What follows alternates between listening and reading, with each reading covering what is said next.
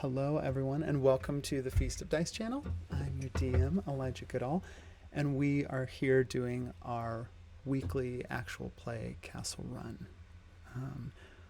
When we left off last, all of you were taking a well-deserved rest in a beautiful, massive garden created by Fauna's magic.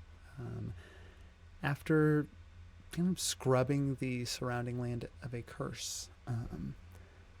But for the next couple sessions, we are doing something a little differently. And I think it's appropriate, given the fact that you are all in Oreth, also known as the Nightlands, where it is always night, that with night also comes the domain of dreams. And in a land where it is always night, dreams tend to feel a little more real. And it is, I think, difficult to parse the difference between waking life at times and where we walk in dreams.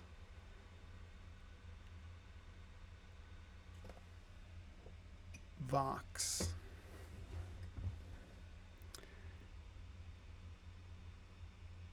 You You are. Hold on just a second. I'm not on my cue like I wanted to be.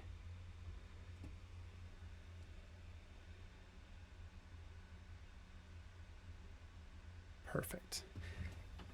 You are standing at the edge of your home. About, I'm going to say,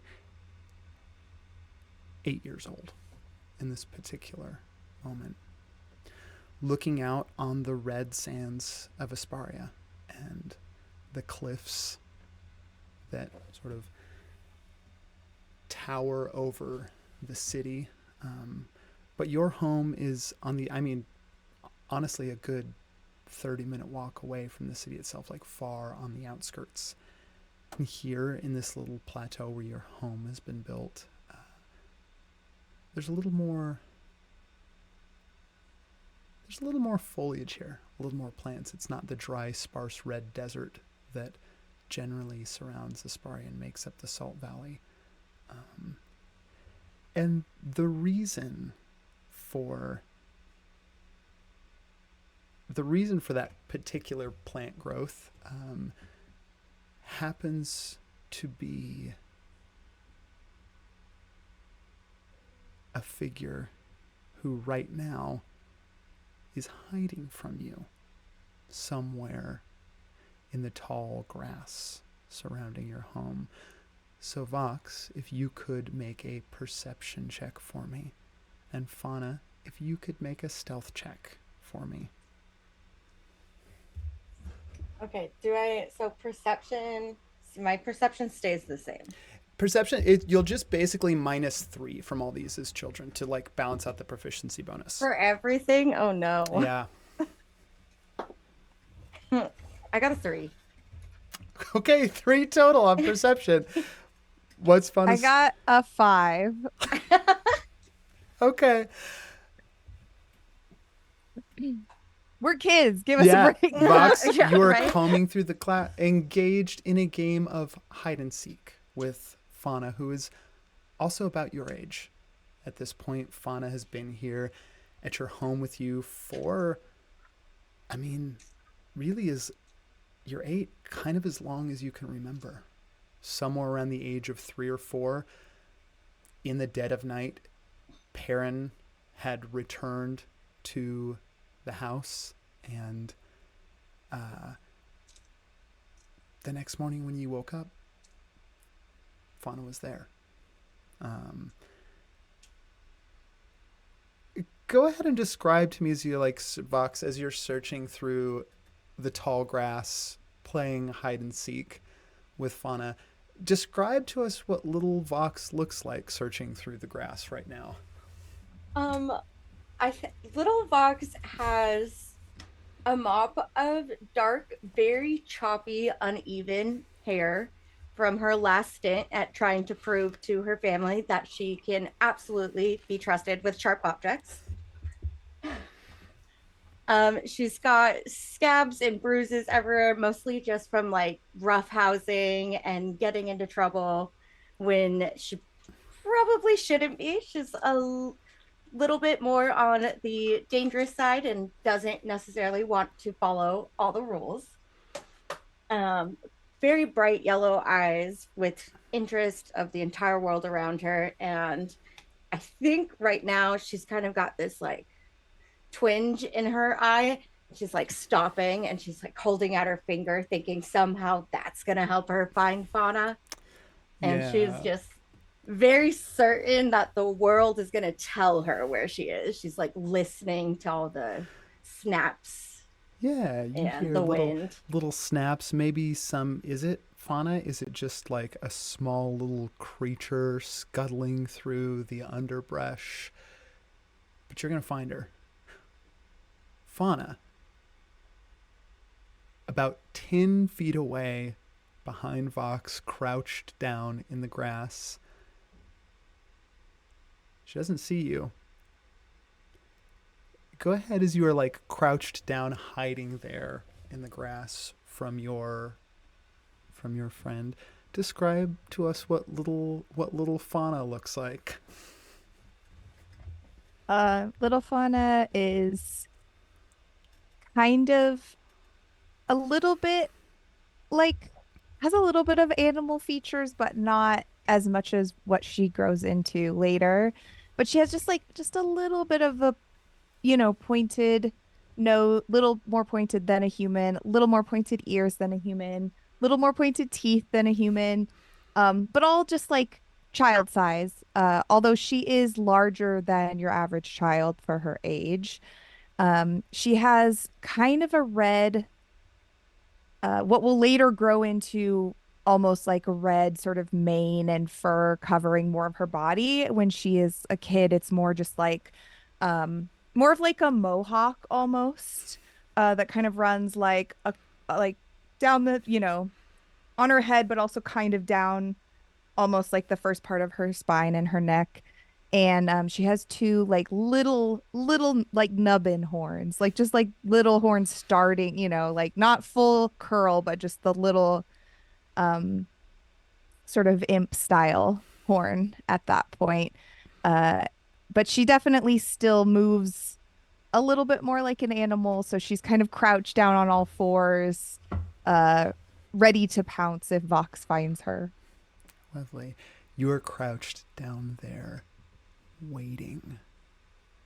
As Vox looks, you realize like, Vox is starting to get further and further away, and it's sort of that thing where there's the kid impulse that like if they don't find you right now, you're gonna have to wait at least another 5 minutes before Vox probably circles back around again. At which point, like the anticipation of hide and seek might full well have caused an emotional collapse in either one of you. Yeah, also she does not have the patience for that. Yeah. What do you do? I think she intentionally steps on a twig so that it makes a noise to like kind of give her position away because she feels like this is taking too long. Vox, you hear the twig snap behind you. Oh, Vox is fully gonna turn around and try to catapult onto where she heard the twig snap. Amazing. I think as soon as she sees Vox turn in the direction, she also is just like leaping out. Like they're Great. just gonna collide. Great. Cool. Both of you give me athletics checks and take 3 away from both of them.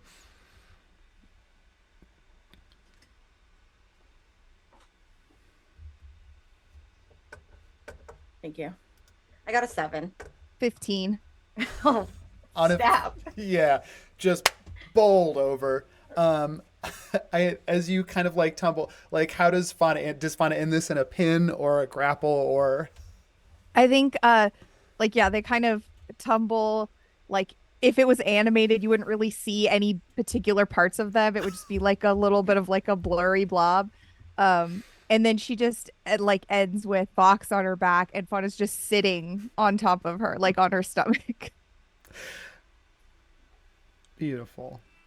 Um, this takes, but you kind of like come tumbling out of the grass and you're sort of, kind of near the edge of this plateau. It's not like a steep fall down. It's a pretty gradual gradient that sort of tapers off into the desert below, and the path that leads to Asparia and also many other places. Both of you sitting here at the edge, small bird kind of like flits through the sky above you.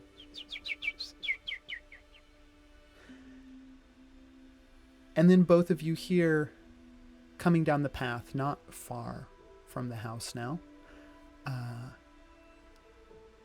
Perrin, and I think for both of you too, not just for Vox, it being a blood relation, but too now for Fauna, you've been here ever since you can also remember.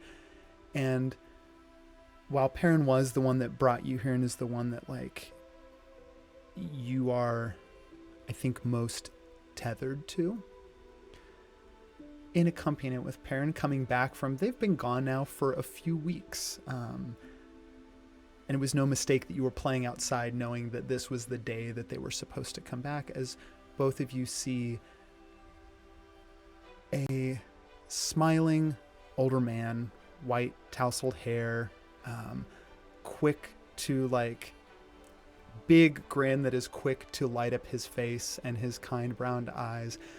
Little bit of a little bit of a like stoop to the way that he walks, but still some strength in his step. He's still got some adventures left in him, as Balak is accompanying Perrin back up the walk. And Perrin, if you want to describe yourself for us real quick in this particular timeline. So what you see, I guess there's a difference between what's significant to your characters and to you, the players. But to you, the players, what you see that's most significant is probably the crest on Perrin's plate armor, which is the Windvalor captain of the Royal Guard. And he's wearing full plate. He's got a helm under one arm. And he's got a Morningstar mace, which is moderately familiar as being a version of Ornament of Rights. Kind of held in the crook of his arm, slung back in a sling, and he is wearing this polished, shiny armor, and he's a thick boy. I will also mention that you've got that Windvalor family crest. Vox, just for context, one of the differences in this particular timeline, like Mother as well. Obviously, relationship is different with her brother Balak, very different. Vox, you never got to meet your father. He was away on a mission, righting a wrong, further up north in the city of Oros. And it was while your mother was pregnant, and Taryn unfortunately never returned from that. He did, however, establish the family name into a lineage that are like they are now the royal guard for Esparia, and Perrin is the head of those. So,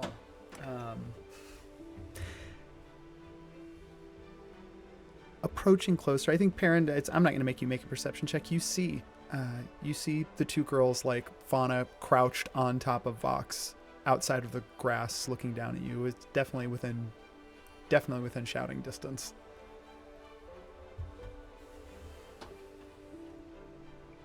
Yeah, Perrin kind of takes this scene in and gives an approving nod. How did you get the drop on you, Vox? She cheated. She jumped. I did almost not. had her, and she just kept. She definitely If cheated. anything, I gave myself away. I heard you. Perrin I did that is on gonna purpose. Perrin is gonna cross over and a little maybe a little heavy-handed, but not necessarily meanly. He's going to pick Fauna up by like the back of The her scruff? whatever she's wearing. Yeah. But a little like friendly but not necessarily comfortable, pick her up and look at her and be like, A, why did you give yourself away? I was getting bored. Oh yeah, is it gonna be boring when you're dead? You're such a drag. Mm-hmm. And then he's gonna reach down and offer a hand up for Vox. Vox is gonna take it, but mostly just swing around you and get like an inspection on everything that you're carrying. Yeah. And you, why did you get cheated on? Huh? Yeah, don't let her jump first. Pretty sure I jumped first. Oh, and yet here you are on the ground. And Vox is Yeah. gonna jump up at him. At Perrin. Fauna's like Yeah. swinging. Uh-huh. If Perrin's still holding Fauna, she's just like swinging her up, Is trying to. Is it like an athletics check that you want to make to try? Are you trying to tackle yeah. Perrin? Cool. Give me Oh, yeah. contested athletics. And Perrin, I think because you're holding an 8-year-old, like, kind of like bestial, feral, magical child, you're doing your athletics with disadvantage. But you don't have the -3 to it that Vox does. Got 13. I got 24. Damn it. Nailed it. Yeah, Vox, it's What was just your it's roll? like hitting a wall. Yeah, Perrin's gonna swing her up to eye level with Fauna too. We can take him. It's 2 against 1. I dream of the day either one of you draw blood. You need to figure out how. Perrin is gonna spin them both around to make them a little bit dizzy, and then set them both on the ground and push them away. Perrin, I'm gonna say as you go to start like spinning them around, give me a dexterity saving throw real quick. But, yeah, give me a dex save. 13. On a 13, you fail at the DC 16 save that you needed to make when Balak, watching this whole thing, kind of like gives a half smile and casts grease underneath you. So when you go to spin the kids around, you fall down, both of them like falling on top of you. Oh, yeah, looks like Ow. they got you. We Yep. did it. We got him. Great job teaching them lifelong skills, which is that actual skill doesn't matter because somebody else will do it for them. Great job. Well, Why'd you maybe get it's cheated just on? a lesson to pay attention to your footing. Yeah. Mhm. Yeah. Mhm. It's great. Do we know, like, do I know who Balak is? Yeah, I mean, Balak has been like, He's just been essentially like an around. uncle to you. Yeah, Okay, I think cool. Perrin, we discussed this, but you come and go from the homestead. You're here too, but there are also times that you leave. Sometimes for more extended periods than others. Occasionally Balak will go with you, but usually Balak is here with Eva, and the two of you. And I think in this like pile on top of the grease that has been created, Balak kind of bends down and looks both Vox, you and Fauna in the eye. And how are my favorite two people today? Fauna's gonna jump up and give him a big hug.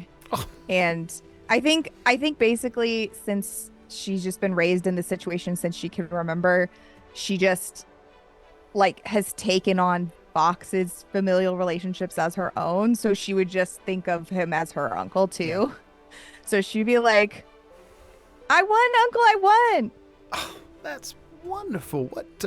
Oh, the cut. Right. Hide and seek. Yes. Yes. She won, but I got this. And Box is going to point at just like a gross scab. And it's like, and blood. Oh, that's wonderful. What a house. She did get a Disgusting. really That cool looks scab. nasty. What? How did you get that? From tumbling down the hill yesterday. Well, that's amazing. Well, it looks like it's already healing up. Presents. And Perrin's gonna reach around his back, where he has a very small backpack, and he's going to pull out a bundle of presents, which are just a dagger for each of the girls. Lovely. You want me to Fauna roll immediately abandons on how Balak good and they then are? hugs Perrin Aw. instead. You don't need to roll. They're both daggers. We're not going to make them match. I will let you make me. This would have been an investigation check to find good stuff. Give me an investigation check. If you can get above a 25, I'll let them be magic. It's not gonna go well. Box is like, Mom said I 18. wasn't Yeah, supposed to just- have one of these since I cut my hair. Yeah. But I'm not going to tell Mom. And what lesson did we learn about cutting your hair? It looks really cool. No, don't do something that gets your Cut illegal Fauna's hair contraband first? noticed. Right. You want to keep it, you don't do something obvious. Perrin smiles over the top of both their heads at Balak and starts to get to his feet. Get As off you- me. Yeah. You start to get to your feet. Balak gives you a look, Perrin. Give me an insight check real quick. 9? Okay. On a 9, you kind of pick up that he's about to say something, and like you could be here to like support him in it, observe, or you could go inside and talk with Eva. I'm gonna say on a 9 you'd be able to guess because you had discussed what was going to happen when you got back, as you see his hand kind of like move to like something that is draped around like a very slender chain that's hanging kind of behind his tunic. Oh, that. You want to deal with that now? I think it's best.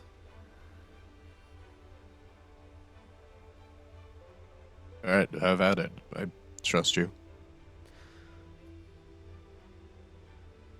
Fingers still on the chain, Balak is going to look at you two. Vox, Fauna, I have something important to show you. Do you think for a moment you can set the play aside?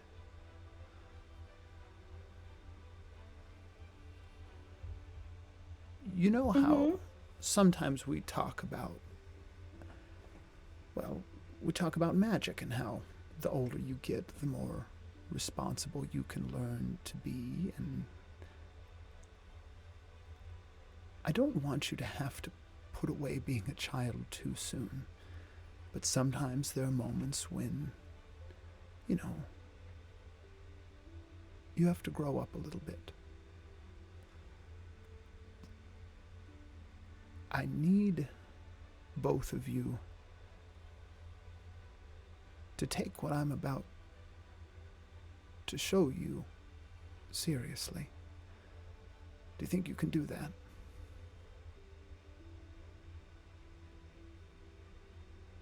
Yes. Okay.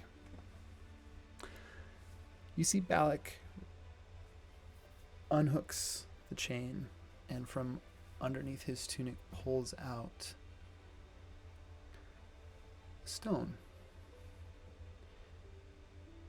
Catches in the light. It's almost like, I think inside, almost kind of like a smoky quartz. It is both opaque and translucent all at once. Like if you look into it, you think you can see like fractals and suspended solids and almost like little star points inside this stone.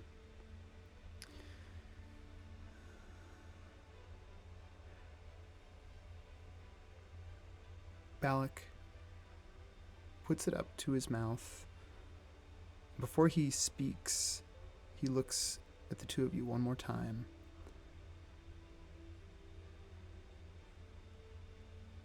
I have someone that I think needs some friends. Do you think you can do that?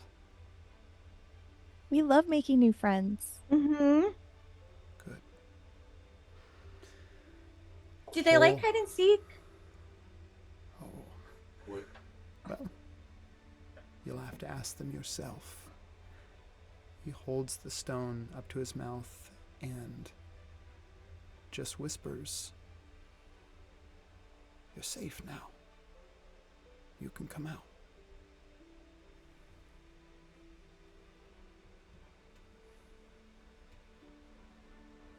With like a little puff of shadow that almost looks like shadowy smoke that then like dissipates into glittering moonlight. A little baby necks will emerge. They are a lot shorter than you as PCs would expect for how tall that they grow to be. It's clear they haven't hit their growth spurt yet. They're got their like, you know, dark night elf skin and golden eyes, not a scar to be seen anywhere. And the wildest little tangle of a cute little like poofy natural fro. And they're pretty like chubby little limbs, and their golden circlet that they usually wear as a crown is clearly too big for them right now and has been bent into almost be like a headband to like keep their hair out of their face that they're wearing, and it kind of like circles around the back of their scalp. And they are dressed in one of the Waxing Knight's undershirts that they were using as like a nightgown. That is so big on them that it's basically just like a big dress with like the sleeves rolled up and everything, and kind of like brushes the ground a little bit. And they look around a little bit afraid, but mostly solemn. I feel like they have been mentally coaching themselves and also like kind of relying on coaching that they received from their fathers about like how to address people of importance. And they'll like look to Balak for reassurance a little bit, as like he's the voice and the person that they like recognize the most. And I think we're prepared for this moment. And they'll look to both Vox and Fauna and hesitate a little second and kind of give like a little solemn bow and like, are you the princesses? Fox is gonna just stick out her hand and go, I'm Fox, and this is Fauna. What's your name? I'm Nyx. Do you like hide and seek? Oh, I love hide and seek. She likes hide and seek, Fauna. Yeah, that was really cool what you just did there with like the cool smoke and stuff. Can you teach us how to do that? I mean, I've been trying to practice it, but the best I can really do cool. is this right now, and with like a little like kind of minor illusion like puff of the same smoke. It's much smaller. It's like barely like a little. That's so cool. Yeah. That'll be really good for hide and seek to distract. Nyx, in this moment, you have never seen the sun before. So I think you're meeting Vox and Fauna, and that like emotional connection takes your immediate attention, looking back to Balak for support. And then you start to realize the world, it is not night. You're already like hangover wincing almost, like it's too bright. I think they kind of like shuffle under a little bit of the shadow of like Balak's cloak a tiny bit, not like hiding under it, but like just kind of naturally tucking over into the shadow a bit more. You're going to, in this moment, beneath the sun for the first time, I need a Constitution saving throw from you. But as you tuck back into Balak's cloak a little bit, Balak is going to cast Blessing on you. So you get a D4 added to this Constitution save.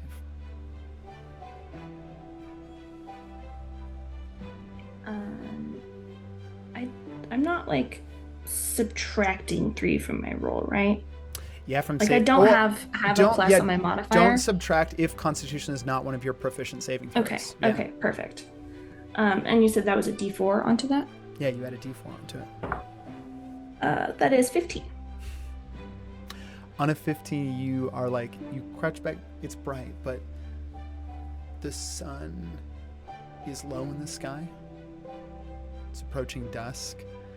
I think it does, as it approaches dusk too, Fauna, you feel this familiar, it's almost like, it is like a purring that you cannot control that just kind of starts to like vibrate in your body, as like the sun is always so beautiful when it does this thing, and it like just starts to go behind the horizon, and there's that little hour where like it's light but it's not, and everything's kind of golden and hushed in its tones. And I feel like Fauna's kind of distracted by it, even though like meeting Nyx is really interesting. It's like for a second she just kind of like goes unfocused, like in the eyes, if anybody's paying attention. Yeah, and as you just kind of like zone out looking at this, Nyx, you see Fauna just like basking in this strange dimming light, and Balak kind of like doesn't crouch down, but almost like whispering into his cloak so that it funnels down to you tucked away in the cloak. I know it's bright. You don't have to be afraid. They've already stuck a hand out and are kind of like testing. Like the feeling itself is weird. It's like way warmer than they're used to, and like kind of they're slowly emerging like more parts of themselves.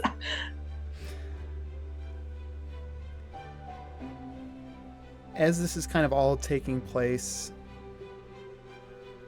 Perrin, you're standing there. Give me a perception check really quick.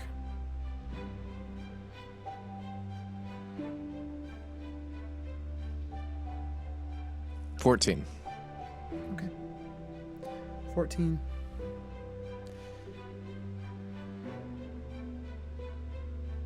You made it home before night. Been gone for about 3 weeks now. Everything looks the way you left it.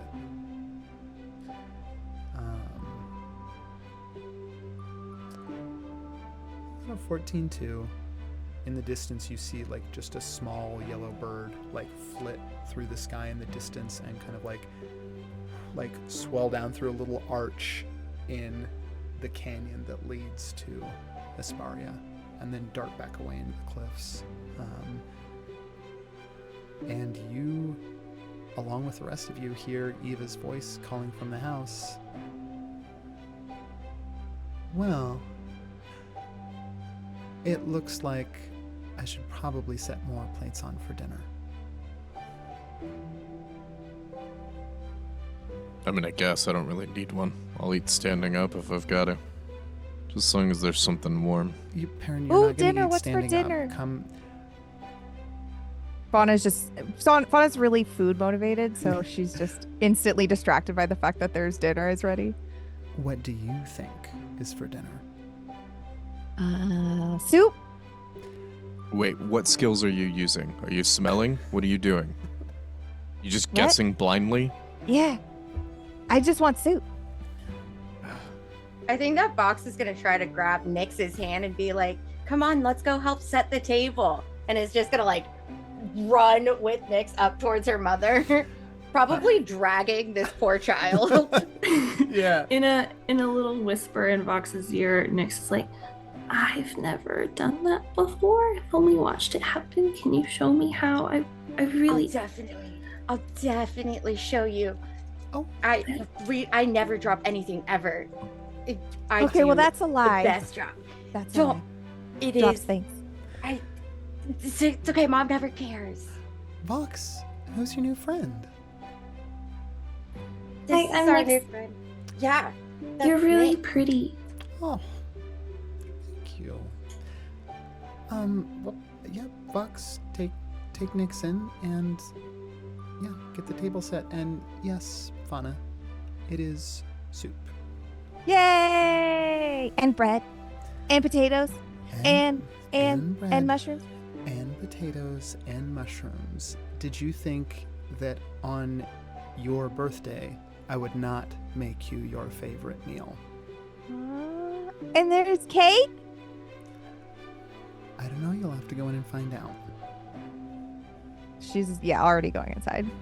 Perrin's gonna close over to Eva and shake his head a little bit. You're still coddling them exactly the same, I see. Yeah, they're children. They'll have plenty of time to grow up and do great things. Oh, they're- no, I really hope that they have a chance to grow up. That's kind of my whole point. Well, then maybe you should be around more to make sure they do. I'm not around because I'm trying to kill the people who would take it from them. And therein lies our balance.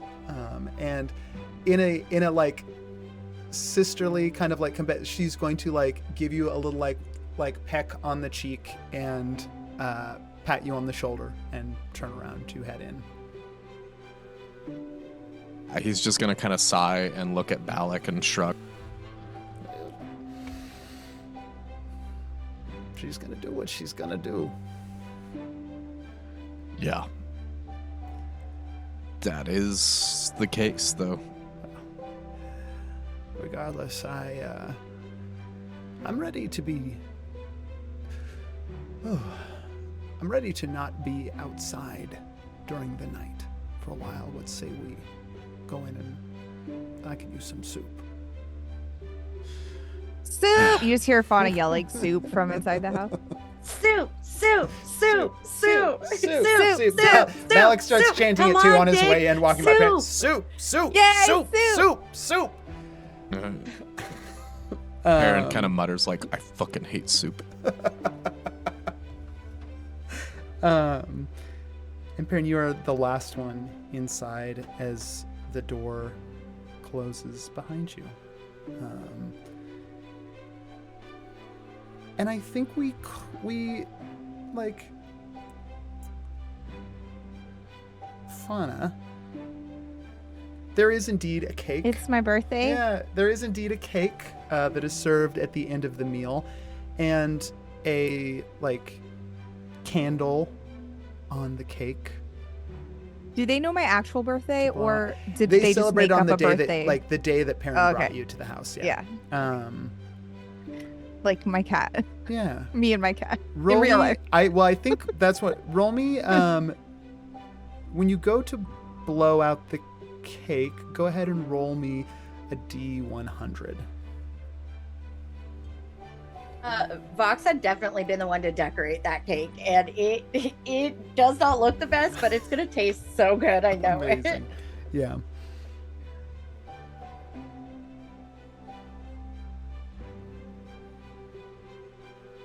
$13. 13 on a D100. Mm-hmm. Okay. Go ahead. Don't tell any of us, but go ahead and write down the wish that Fauna makes when she blows out her cake, and you keep that. Cake is blown out. Meal is eaten. Like as cake is passed out and sliced around, Balak kind of looks over at Eva, raises an eyebrow. She kind of nods back at him, and you see Balak kind of takes out this small little, it almost kind of looks like a little orb, and he does something with his hand and sort of draws, it's almost like something has been stored away in this thing, and he's kind of hiding it behind his hands as he walks up to you, Fauna. I don't suppose you're ready for presents. Present! Well, we were a little later than we thought we'd be because we needed to stop in Aspari on the way back in order to find you. And from this sort of arcane portal that he has conjured, he pulls out just the smallest, tiniest little black kitten, and hands it over to you. Fauna takes it surprisingly gently for a young child who's also part wild beastie. And she just is cradles it up to her chest, and she just starts muttering, murmuring to it, and you can't really tell what she says, but she's just whispering things to it. It kind of starts licking you back at your fur. Petting it. I think I'm gonna name you Cat. Oh, great name. Very to the point. You won't forget it. Yeah. Nobody will. Nobody will.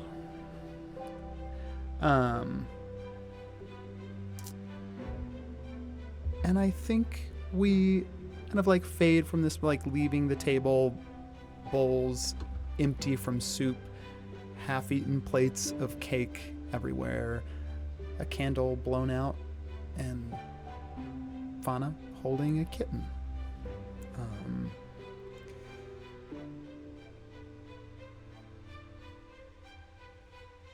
think in this house, it's not big. Kitchen is kind of like this. There's one big open room that includes the kitchen too, also where the front door is. And then in the back, there's a room that it kind of serves as like for any guests, but also like Balak when he's there and Perrin when he's there. There's a couple like larger beds in it, kind of with a almost like a partition set between them. A few desks with the arcane components that Balak needs, the maps and few books that Perrin keeps around. Yeah, Perrin, what else does your space look like? A full-size chart with incision points and approximate bleed out times in 3 different races. Numerous sharpening and polishing devices. A small nondescript shrine, and only one blanket on his bed and one wood stool to sit on. No other furniture.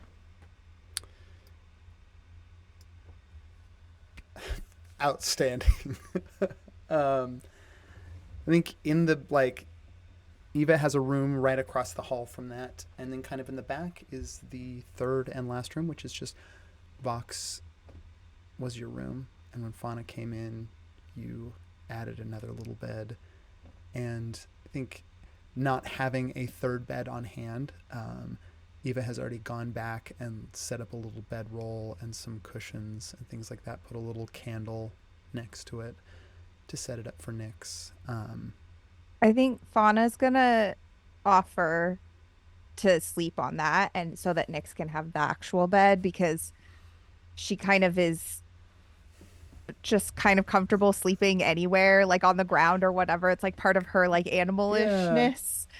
So she wants Nyx to be as comfortable as possible. So she's gonna give Does Fauna Nyx the even bed. does Fauna even curl up on the fun. I bedroll, or like does she this. just curl up on the floor?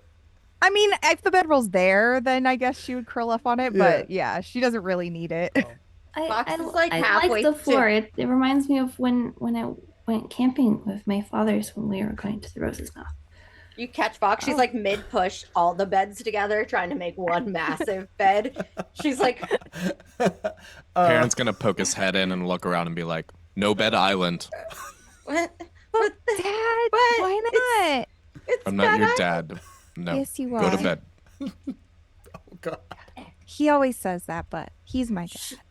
Really not. pushes Go to again. bed. Nod very solemnly, but kind of like subtly jab Vox with their elbow and like give them a very not subtle wink.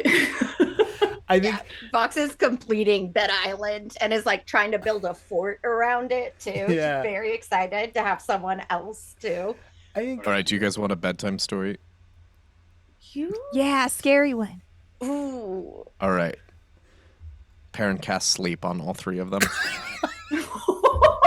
Messed It up. doesn't work on Vox Perrin curses under his or breath. Nyx. Fawn is asleep immediately. And the cat is asleep. Roll the d8s for fun. I will also say, like, your hit points are just the minimum, so it's like for your class it's 8 plus your constitution modifier currently while you're children. 19. Yeah. Fada, you're out. Like just snoozing. You didn't even make it up onto Bed Island. You're just The kitten's just curled up on her. yeah. Just to be kitten clear, curled up I didn't too. even roll all the dice necessary. Yeah. Oh my God. I don't think it honestly would have taken even that much, because she was probably just like already on the way to being asleep. Yeah. Go to sleep. Great. Bedtime has come. He's going to point at Vox and say, "Go to sleep or no training tomorrow."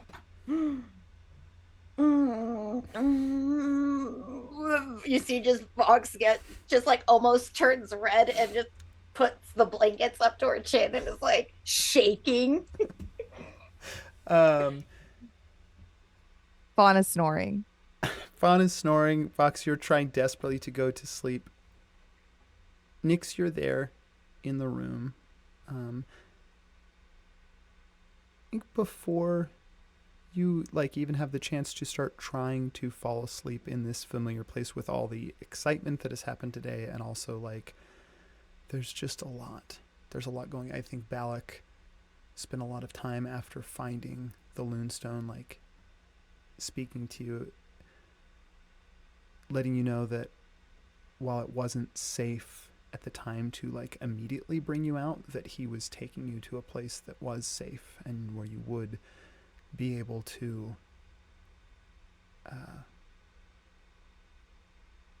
come out of the Loonstone. And whether Vox is asleep, I think about 5 minutes after Perrin leaves, whether Vox is asleep yet or not, I will leave up to Vox to decide. But Balak quietly comes over next to Bed Island and kneels down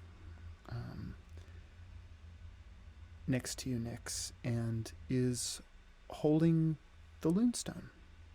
I just want to preface real quick. Nyx definitely had like kind of as quietly as possible completed Bed Island as soon as Perrin left. And with like Fox trying to sleep and Fauna already out, I think with all their energy, they were doing that thing where they're just like as a kid, like laying on their back with their legs like straight up and just trying to like keep their balance for as long as possible. Honestly, I think when Perrin left the room, he turned around in too broad of a way and probably knocked the beds closer together.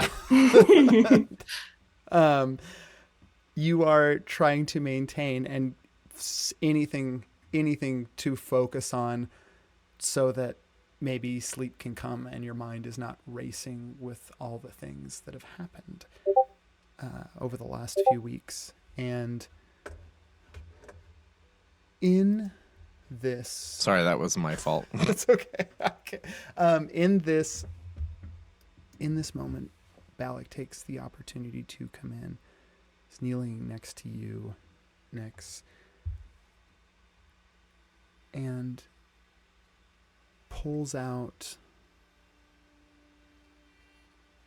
just the little Loonstone, end of a chain. It's not, when he found it, it wasn't on, like the chain had snapped, so he's put it on his own little, takes it out. I'm guessing you're still awake. Yeah, I just didn't know what to do or if I should sleep now. I mean, it's still so bright out. Yeah. You're gonna have to get used to that. I really like them. They're all nice. Yeah. They are all nice. Listen, I want you to try your best to go to sleep. I understand if you can't. There's a lot that's happened, but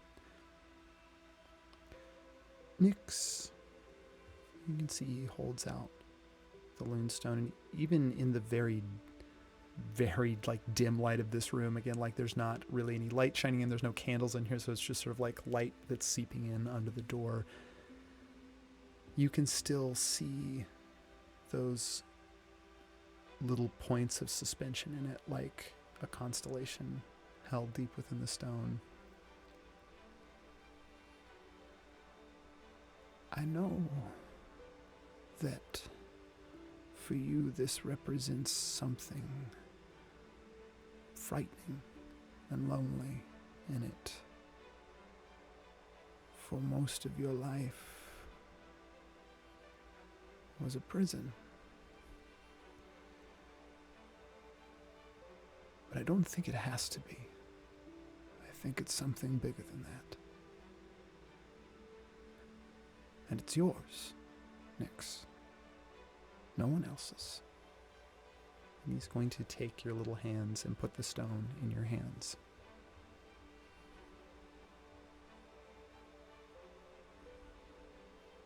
Am I gonna see them again?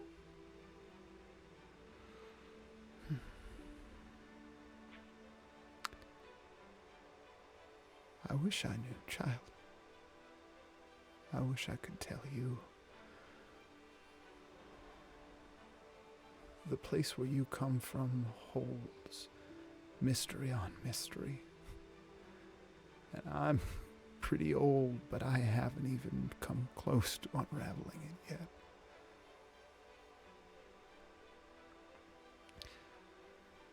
But you're here now with us.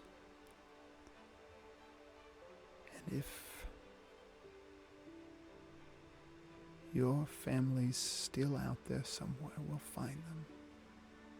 And in the meantime, this is You your want home me to be too. brave. I don't need you to be anything you aren't. I just need you to know that you're safe.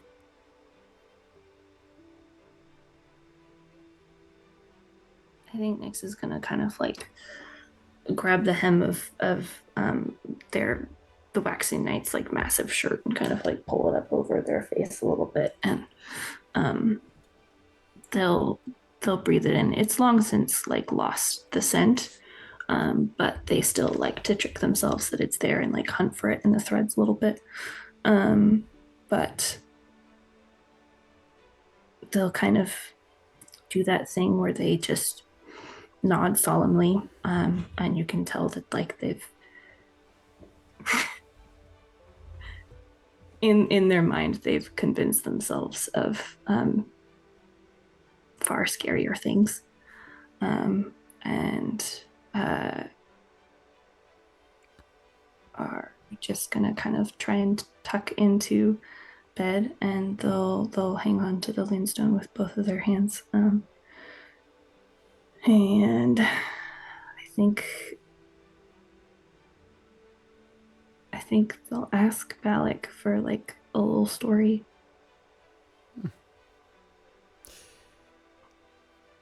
Yeah.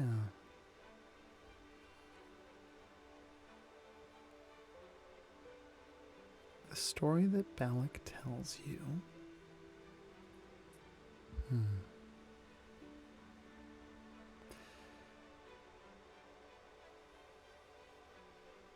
Let me. Is It's up to you one if you want. is You Vox always is tell Vox me. asleep yet, or is Vox still awake over there? Vox is still awake, but only because Perrin being in town and the idea of training tomorrow has her, you know, that anxiety of when you're so excited for something you can't sleep. Yes. But she's got her eyes, like she's trying to hold very still and like Yes. monitor her breathing. But I feel like Balak knows her well enough to know that that is not an asleep Vox.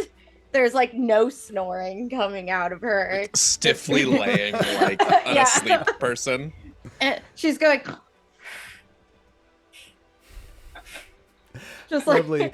Well, I think noticing that Balak kind of like splits the distance between both of you before telling this story, and I'm not going to tell the full story for just expediency reasons. But what the story that Balak tells you is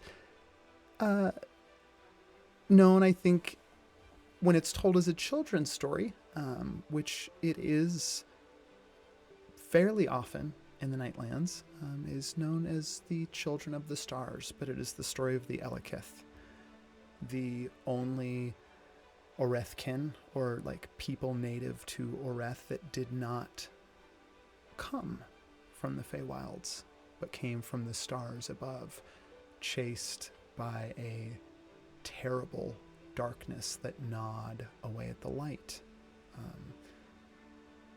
in their sky. And so they came down to the mortal realm to live here, where they could be safe in a land of night, one that they were familiar with. I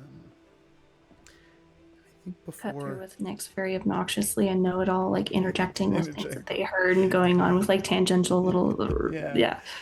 And I think there's a point where you're going off on one of these particular tangents, Nyx, that like Balak sort of like leans over towards Vox and like very under his breath so that Nyx doesn't hear it, and you just kind of continue on with the part that you're the addition to the story that you were telling, and whispers to you, Vox,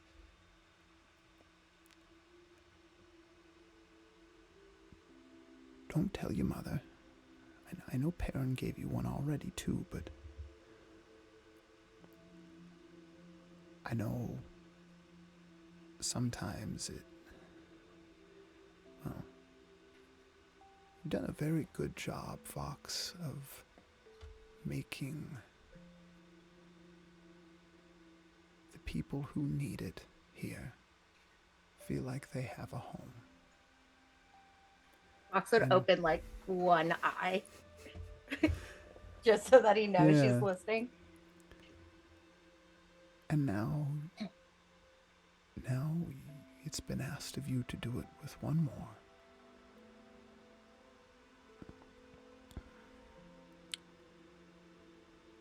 And that is going to take strength sometimes, because when you're the person that made the home that people depend on, it's not always easy to keep that going. Just by the way, sleep ends after 1 minute, so Is Fauna still out? Yeah, she's just actually asleep. Just It actually wasn't. asleep now. Kitten purring too. Small, almost like this. The striations on its side, almost like tourmaline, and it's black until you look at it in the light, and there's a little bit of translucence where you can like almost see through, and it gives kind of this dark green tint to things. But it's about so high, it's like a little, almost looks like a little monolith or a little tower. Balak sets it next to you on the pillow. I know it's not your birthday, but I thought you deserved something anyway. I brought this back with me. I think at times when you need it most, it'll help.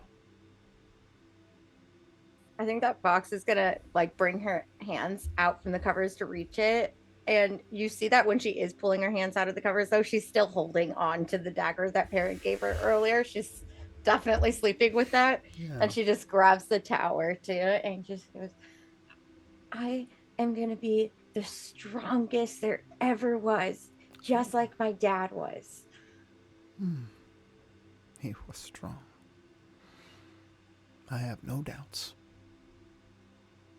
But strong need their sleep, so I'll see you in the morning. And she does close her eyes and actually fall asleep. Lovely. You all fall asleep, and this is your first night in the house all together. Just a quick note. I think it probably wouldn't happen until like really deep asleep, but at sometime in the night, Fauna just starts making like whimpering sounds in her sleep because she has really bad nightmares sometimes. And she can never remember them when she wakes up, but it's always like something is after her, and she doesn't know what. Roll me. it's because she's afraid. That's that flea espresso. Boo.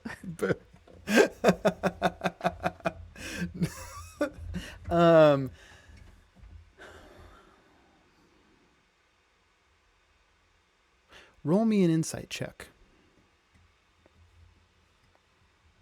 for Fauna. And I think you have proficiency in insight, so it might take 3 away from it.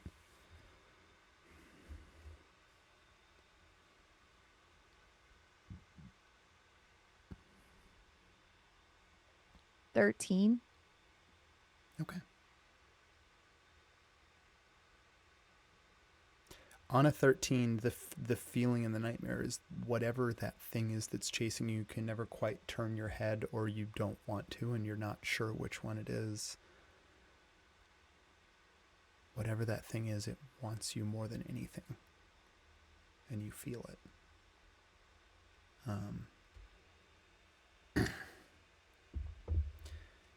And I think before we wake up, we'll do our little 10-minute break cut right here before we do our next day in this alternate timeline. I'm going to switch us over to break and.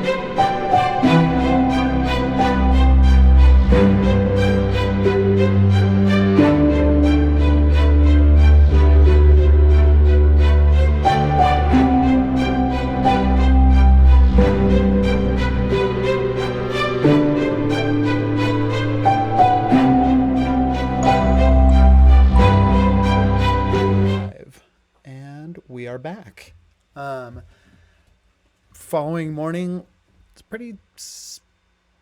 pretty. I guess maybe not a usual morning because there is an amendment to the usual flow of things with Nyx, you being here. I think certainly last one to fall asleep. So last one to wake up. Nyx, like when you wake up, room is empty. You already hear kind of the clatter of a full and lively household outside of the room. What are Fauna and Vox doing right now? Is like what does their morning look like when they get up? Fauna is helping make breakfast because she just wants to eat all the time. That's like her first thing that she does when she gets up is even if Amazing. she's not really like a super early riser, but if by chance she gets up before anyone else, she just starts trying to make breakfast by herself, even though she's like not really that good at cooking or anything, but she just like starts like doing what she thinks, you know, the adults do when they make breakfast, like a full breakfast. Yeah, I think Balk is in there at this point and like sort of in a very like kind and secretive way is just kind of like using a wooden spoon and looking out of the corner of his eye to make sure you're not looking, and he's like fishing the bits of eggshell that are in the eggs cooking in the pot on the stove, just like kind of getting them all out. Oh, these look wonderful. Fauna. Good job, Fauna. Thanks. uh what do mornings look like for Vox here? This is a weird morning for Vox. Um, she wants to start training, but I think she's woken up so early that Perrin is still asleep. And so she, after her uncle telling her that she's good at making people feel welcome, has decided to take that up a notch. And she has rummaged through the arts and crafts selection, and she is trying to climb up very quietly because Nyx is sleeping her bedroom furniture to paint stars on her ceiling. Okay. uh but before I start crying, I'm going to ask you for a tools check. I think this is just like artist tools, so it's not something you're proficient in, but you do get to add your dexterity modifier to the roll. Easily A, not where I thought that was going, and B, one of the sweetest things I think has ever been said in this campaign. Yeah. I got a 21. Oh my god. It's love. So you don't even drip paint. I mean, yeah, you're painting these She's stars. like No balancing. She's kicked out a foot to catch like falling paint, and it's just splattering on her. Yeah. That So- training is really coming in handy, but not for fighting. but not for It for fighting. sure looks exactly like a montage of her Of fight form, training, yeah. but Yeah. she's wielding it like a dagger. So Nyx, you wake up to like morning light coming in the windows and Vox above you, like just finishing up the painting. Yeah, she stares down at you. She's got the widest eyes, though. Definitely looks terrifying if you didn't know where you were, which you probably don't right now, seeing it's the first time you've woken up. I was just gonna say, I think still being so unused to sunlight, especially like morning sunlight, it's like directly in they would have like initially kind of hidden under the covers for a bit to like adjust, but I think as they like slowly peek out and see what Vox is doing and how she's painting it, I think they'll like start kind of chiming in with little bits of direction of like the constellations that they remember and like where to put it, and kind of are like pointing to the room so it's accurate to what they can remember. Fox is doing that, like swinging around, and is like, okay, but we have to go finish this soon because Fauna makes breakfast, but she doesn't really make breakfast. Balak makes the breakfast, and we've got to make sure we get the good breakfast. What's the good breakfast? At this point, Nyx Balanced is like breakfast. pushing out, climbed out of bed, and is like pushing furniture to start helping and like doing their best to like catch paint with their hands and stuff. I think both of you, as you say, like you say, Balak's breakfast is the good. Both of you smell the heavy, sweet fragrant aroma of cinnamon buns just kind of like wafting through the half open door from the kitchen. Oh yeah. Vox like cartoon animated floats to the smell. Just on that good Just old really sleeve leaves trail right up paint, the helping door. the sticks hold. and paint everywhere. Just- When they like come into the kitchen, Fauna's like, I made breakfast. Nix, I didn't know what you wanted, so I just made everything. And you can just see that the kitchen is like a disaster. Like she's just tried There's to a make whole turkey, every ingredient that they have. meatloaf. Oh my god. I thank you, Fauna. That smells really good. They're gonna point at what Balak had made. Oh yeah. Oh, Balak it's just made some those. cinnamon buns. You know what they pair really well with is the orange juice that Fauna made this morning, fresh squeezed. And he's going to like put a pitcher out on the table that is just filled with like crushed up orange, like the peel all still in there. It's just basically a bunch of oranges that look like a child may have gotten in the bucket and like jumped up and down on them. Yeah, I'm really good at squeezing oranges. Oh, so good. There's not a drop of juice left in them. I feel like this is about when Perrin comes in. Perrin, who's for sure been up for hours already. I think his normal routine when he's here for the night is that he and Eva get up and do some like strategy planning in the mornings when the girls are asleep. Strategy but he's planning, also- eh? Is that what they're calling it these days? They're like siblings. Come on. But he also went and dug through one of the, I don't know what you would call it in a closet scenario like this, but through one of the like closets, I guess. And he has an all black little hooded cloak.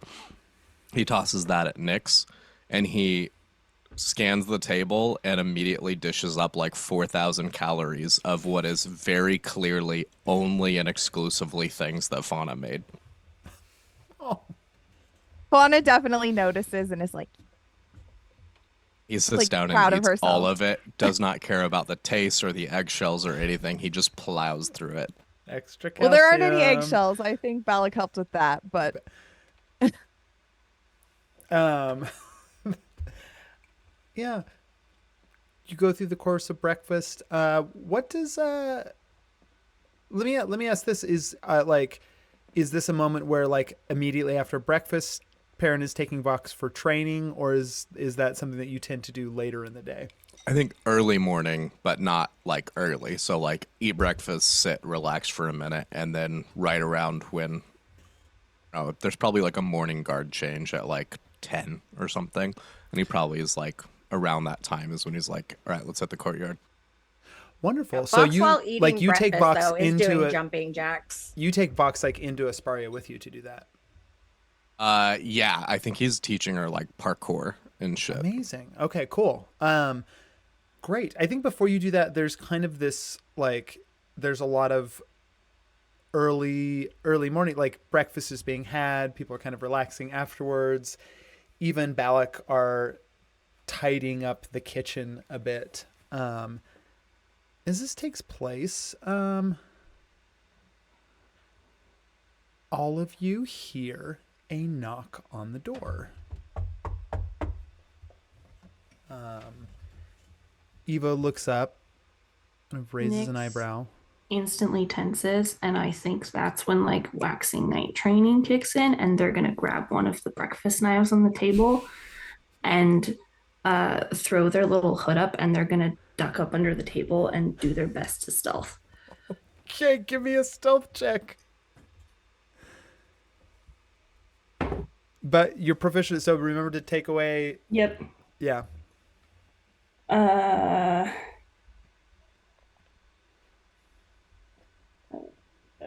15. 15. Am I adding my racial feats onto that? Yeah, you Not would. that it matters that much, but Yeah. 16. Wait, no, it's just one. Yeah, 16. Okay. Okay, great. 16, you like little kid, hood up, knife under the table. I don't. I think Fauna sees that sees Nyx do that and Yeah. recognizes that Nyx is potentially scared, and so she stands in front of in front of the table, but like in front of where Nyx is under the table between that spot and the door. Like trying Aaron to kind like of Yeah. points shield and Nyx. he's like, the tablecloth. Fauna, adjust the tablecloth down. Oh, I think good idea. through muffled cinnamon roll, Vox answers to the knock. Vox residents, who is it? But it You kind of mouthful. no check needed for this. There's a moment outside the door where whoever knocked, like the vibe which with the knock happened to this person has knocked. They're not expecting like a child with a mouthful of cinnamon bun to answer it. And they're probably a little off put because there's just kind of a long pause. And then it would be a familiar voice. I mean, certainly for Balak and Eva, but also a familiar voice to Perrin. And I don't think to anyone else.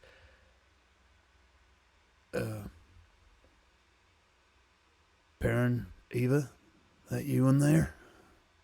It's Vox. Yeah, you heard the kid. I mean, should I come in? Who goes there?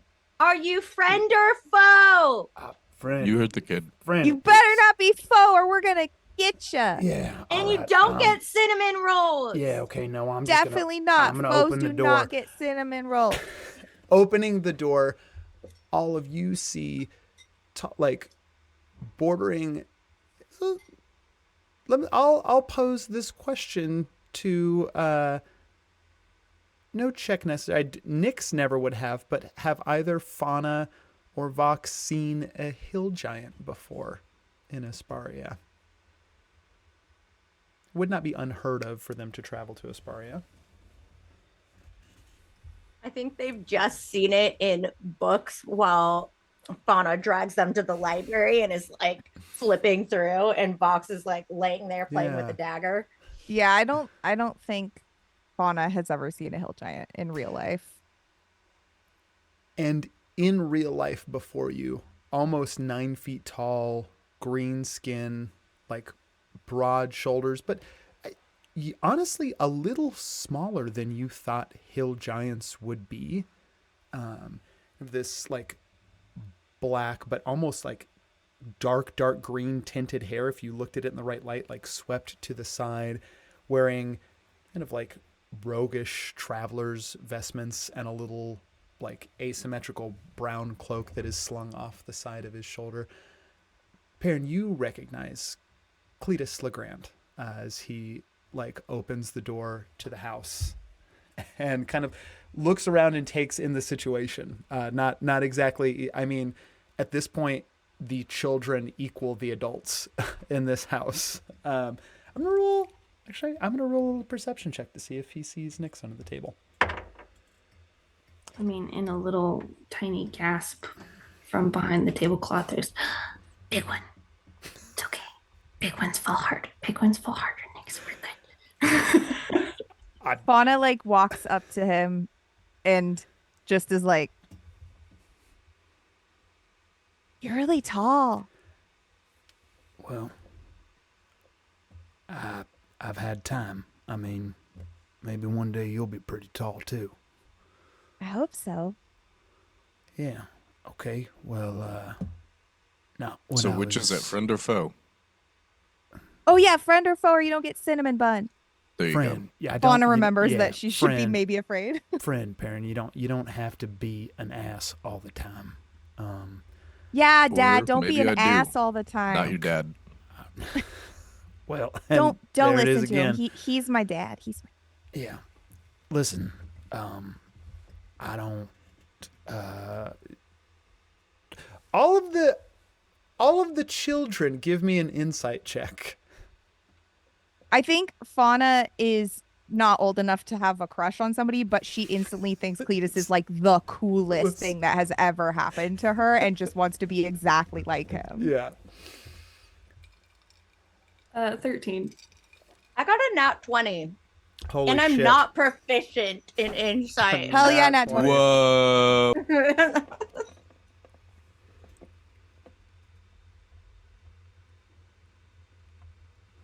I miss being able to do the air horn sound. Oh, me too. I got 22. Oh my god. Okay. I think Nix, you might have caught on to like the edge of it, but like immediately Fauna and Vox, like no questions asked, you catch the vibe that all children get when they realize there's an adult in the room that has something that they need to speak about that they don't or won't allow children to be there for the speaking of. Does Nyx think they've been spotted? On a 13, yeah, you saw Cletus like look underneath the table at probably like where your like shoes would have been. He rolled a 17 on the die. In this sort of pregnant pause where like Cletus is looking around, not really quite sure how to continue forward with what he came here to discuss, Balak is going to come over and sort of like crouch down so he's at level with Vox and Fauna and also Nyx under the table. Listen, girls, I was wondering if you had time to help me today with something. What is it? Well, have either one of you ever seen a crowned beetle before? And both of you can go ahead and make me a nature check. I guess Fauna and Vox can make me a nature check.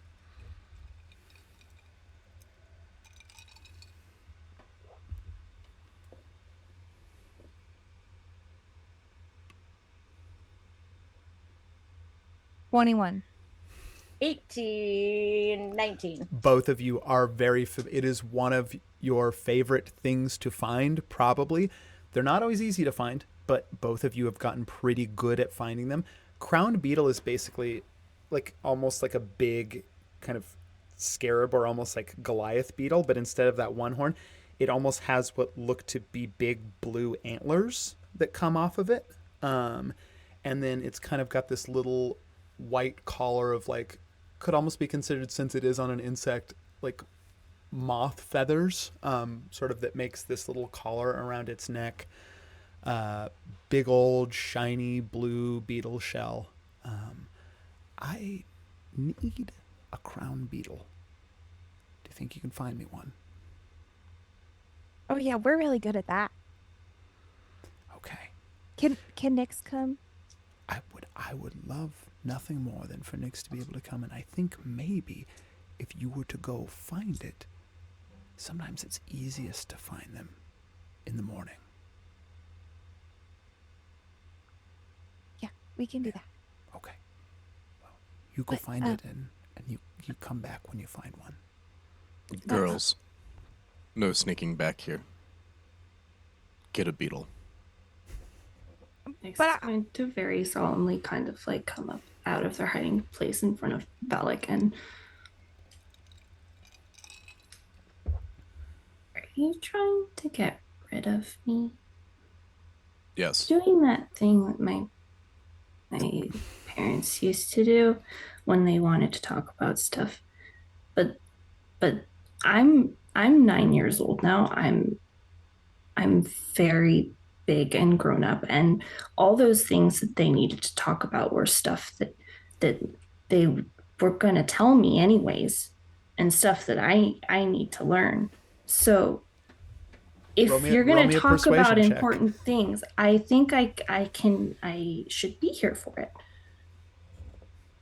Don't worry, Nyx. He's trying to get rid of all of us, not just you.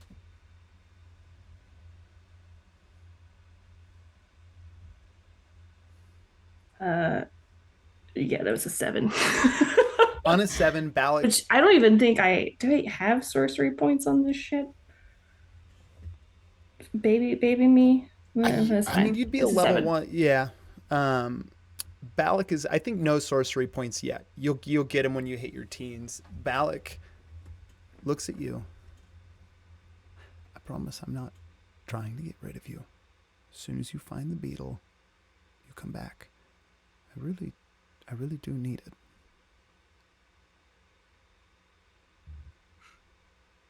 Okay. I'll protect them as they go. All right. You do that. Perrin points at Nyx and does this, which is the direction out of the room.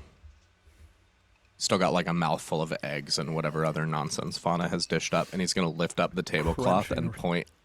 Yeah, and he's going to point at the footing of the table. He's going to go, next time stand on the foot so that your feet aren't seen. Elevate you off the floor. Nyx is going to again very solemnly straighten, and almost like their sheath, like in their best impression of the waxing knight, they're going to sheath the little butter knife they stole into like the little rope that they've tied around the waxing knight's giant shirt that's just like their dress basically. And then they're going to again very solemnly bow and make their way out of the room. And Yeah. Vox, get her a better knife than that. We'll do. Let's go, guys. Find the beetle. Before she leaves the room, Fauna goes back up to Cletus and is like, we have to find a beetle, but will you still be here later? I mean, I'm not sure if Eva's gonna look over at Cletus and make. Yeah, why don't you stay for lunch?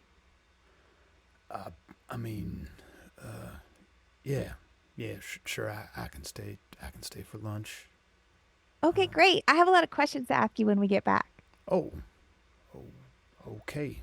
All right. Well, You can just pretend I'll not do to my speak best to English. answer. It's completely acceptable. Dad! I think it Dad! might be a little late. It might be a little late in the I'm game for that Fauna. particular move. And you all head out to go find the beetle. I think before we go through the, we're going to do that scene real quick before we come back to the adult discussion.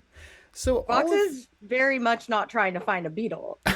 lovely. She wanted to get the girls out of there, and she's like, she gets on all fours outside the window and is like, okay, we gotta climb and we gotta listen. I rolled that nat 20 on them being adult talk. She's But Oh, we yeah, have to on the- get yeah. the beetle. Wait, on the insight one, right? Yeah. Yeah. You did. Totally. Yeah, you go outside, Vox, if you're trying to stealth right, all of you, once you get outside, if you're trying to sneak back and listen right away, go ahead and all of you give me a group stealth check. We'll I find think the Fauna's beetle trying to, like, after.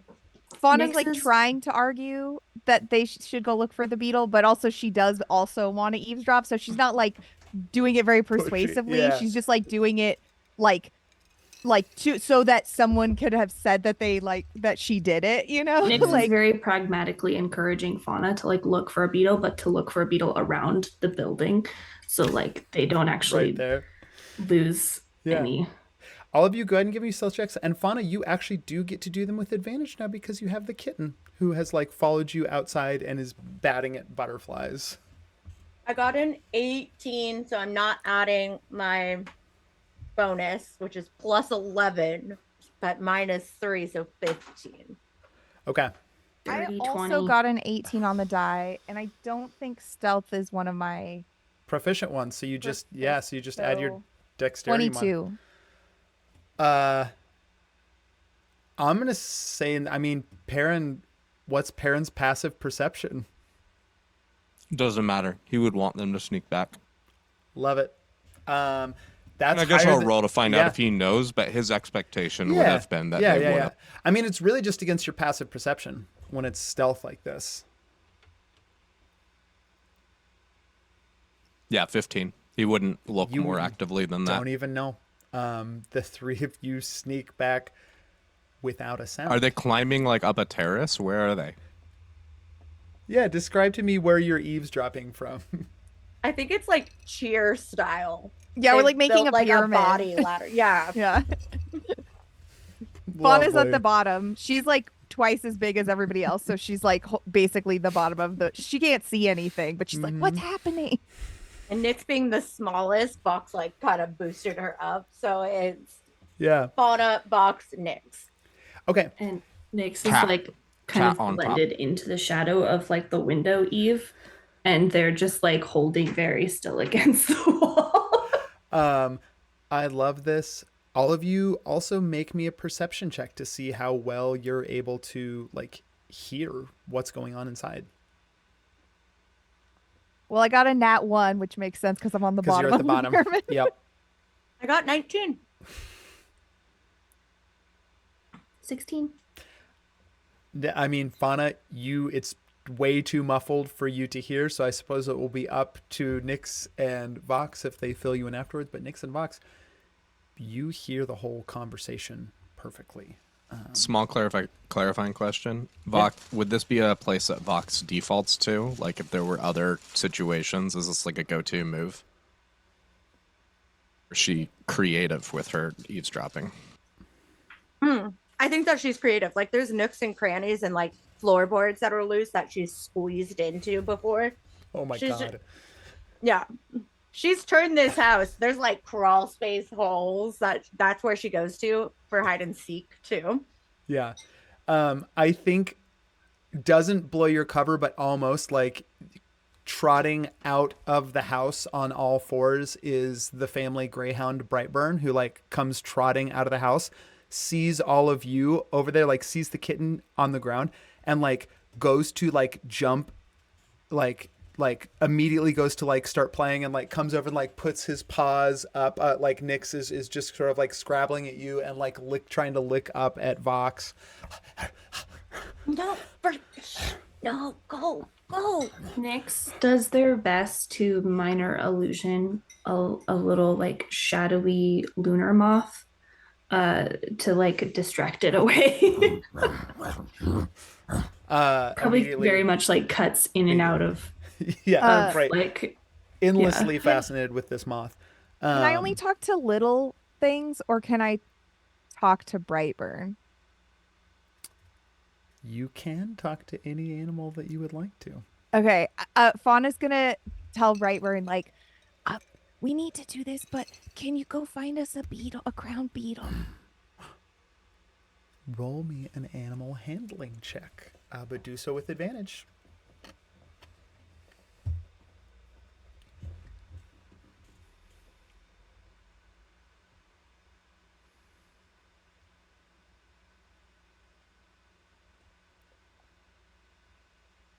$21. Brightburn looks at you and starts sniffing and then immediately just bolts off away from the house to go find a crowned beetle. Nyx is gonna reach out a little high five for Fauna. Yeah, I mean, yeah, Fauna, all like, of you just reaches heard up. like The Fauna like pyramid, like, growl wobbles when- in, like a dog, and then Brightburn went running.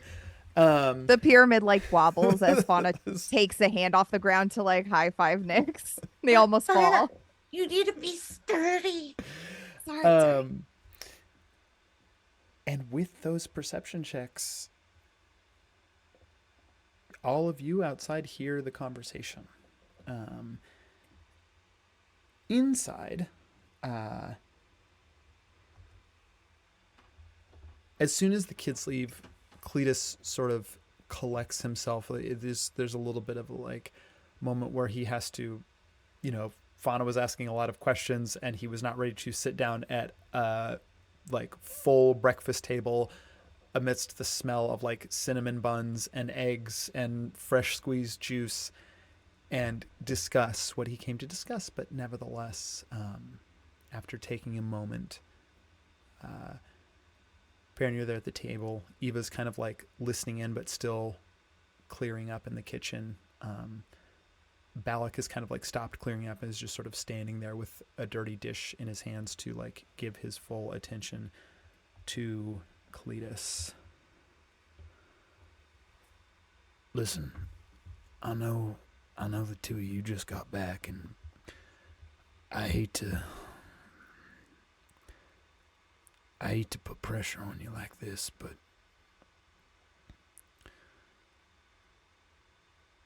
we're losing the war. The South Green has fallen to Night Guard already, and Asparia is next. Whether that's 6 months from now or 6 years, one day this home isn't going to be safe.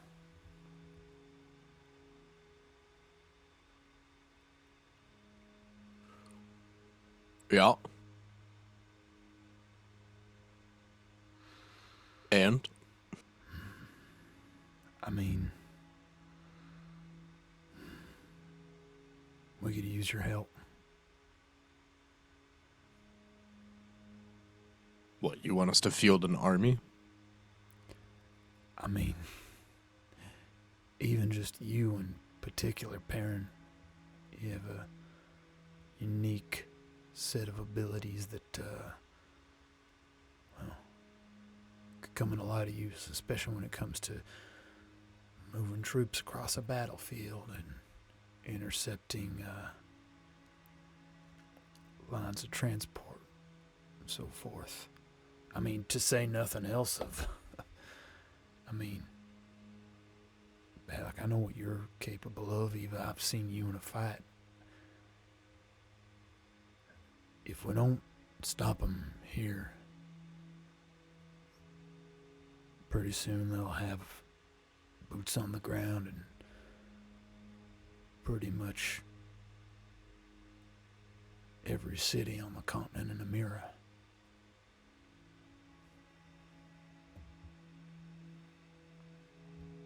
Yeah, well, that's pretty much bound to happen regardless. So, what, you're saying Balak and I will turn the tide of this war? I mean, we're desperate, Perrin. Frankly, Whole at this world's point, I don't know desperate. if anything can turn the tide, but ain't it worth a shot? Perrin's gonna knock on his breastplate. What's this look like to you? What's this insignia? I'm not here to play. It's a crest. It's a crest for the royal, the Windvler Guard, the Royal Guard Yep. for Asparia. Mm-hmm. Is it a sign that says, I care about what happens to the South Green? Perrin, if you don't care what happens to the South Green, then that's fine by all means. But what happened to the South Green is gonna happen here. Wouldn't you rather stop it before it gets to your doorstep? Perrin's gonna look at Eva.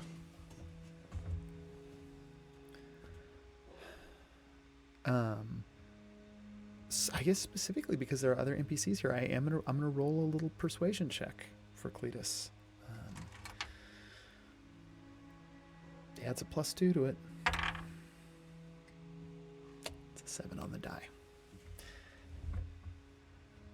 Perrin, you look over to Eva. Her face is set and grim.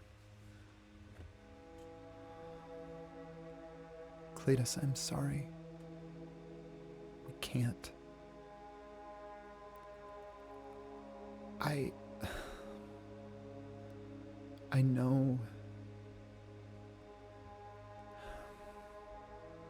I know how this looks. We come to you and we ask for help and aid and information. And then in turn, when the time comes that you need us, it seems like we're not lifting a finger to help. I promise you, everything that is happening down there is a distraction. Distraction?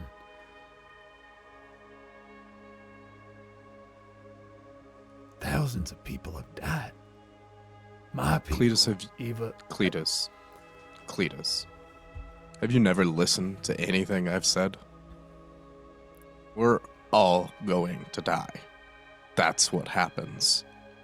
I've been down there in the South Green, and I've trained the people I can train. But if me being there is the make or break difference, then they're gonna die anyway.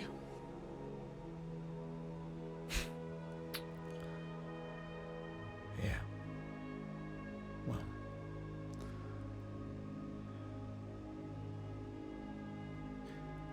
So Balak. stop them now or stop them later or whatever it is you want to do. I only have one thing on my mind. And that's keeping this household safe as long as possible. And it will not be long enough. Yeah, well. Balak puts a hand on the table next to you, Perrin, looks at Cletus. I'm sorry, old friend. I wish we could spare even one of us. But Perrin's right. We have to make this place what it can be for as long as it can be. And that takes all of us. Yeah. Well, I brought these as a gift. Kind of thought of it as, sort of a pact. Feels silly to come bearing a gift though and not leave it, regardless of how the conversation went. You see on the table places 1, 2, 3, 4 feathers. This bright golden plumage to them. Perrin, you're welcome to make me an Arcana check if you want.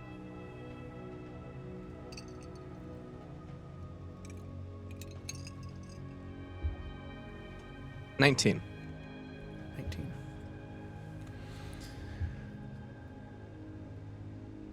Clearly not just feathers. Make me a history check too, along with this Arcana check. 12? 12.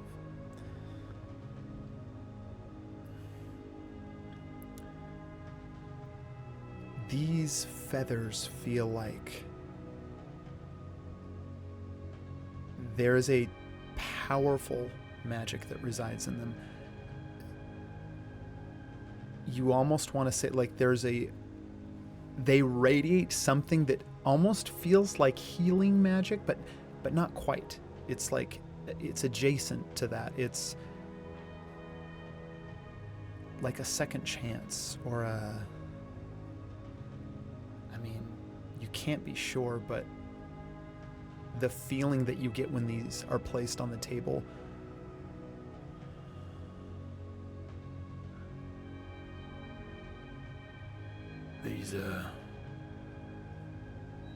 these come from they're part of our inheritance in the South Green. A long time ago, a man who saw it was his duty to protect that place paid the cost and left behind these totems.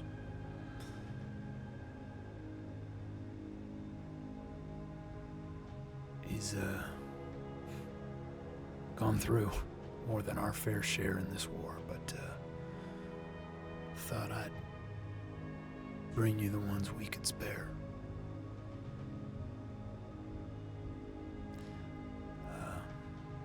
Listen, I know I said I'd stay for lunch, but I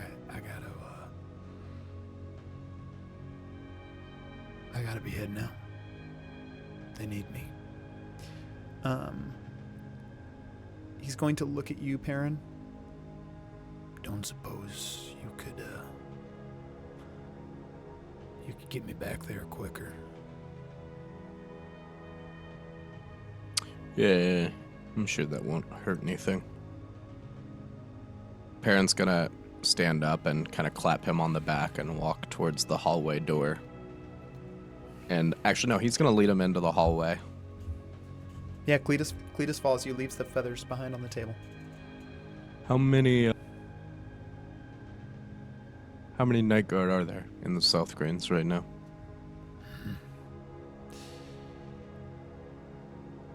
I'll be honest, Baron, it's been hard to keep track. I mean, at first when they started landing in St. Florian and Port de Mott, I mean, it was dozens, hundreds. To be honest, we didn't start to take notice until they started arriving in the thousands, and I'd put the force at well over. Well, after our last battle, I'd still put it well over 10,000. Yeah. You're fighting a losing battle. Disappear into the hills. Don't try to hold ground. Yeah. Yeah. I got him. And I think no check necessary. Perrin, an oath keeper knows an oath keeper, and you see this little sigil of like this little green plant, like in the sigil of Cletus's outfit, as he is also an oath of the ancients paladin, kind of like catches a shimmer in the hallway. We all got our things we gotta protect. That's true. We do our best. And I can't do anything for you. Well, hey. From the green we are born, and to the green we return, huh?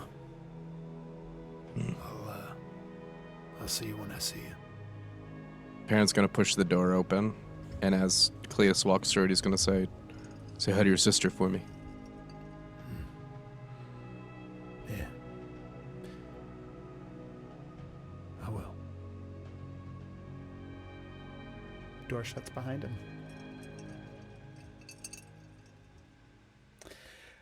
Outside, having heard this interaction, you're all kind of like still in your pillar next to the door.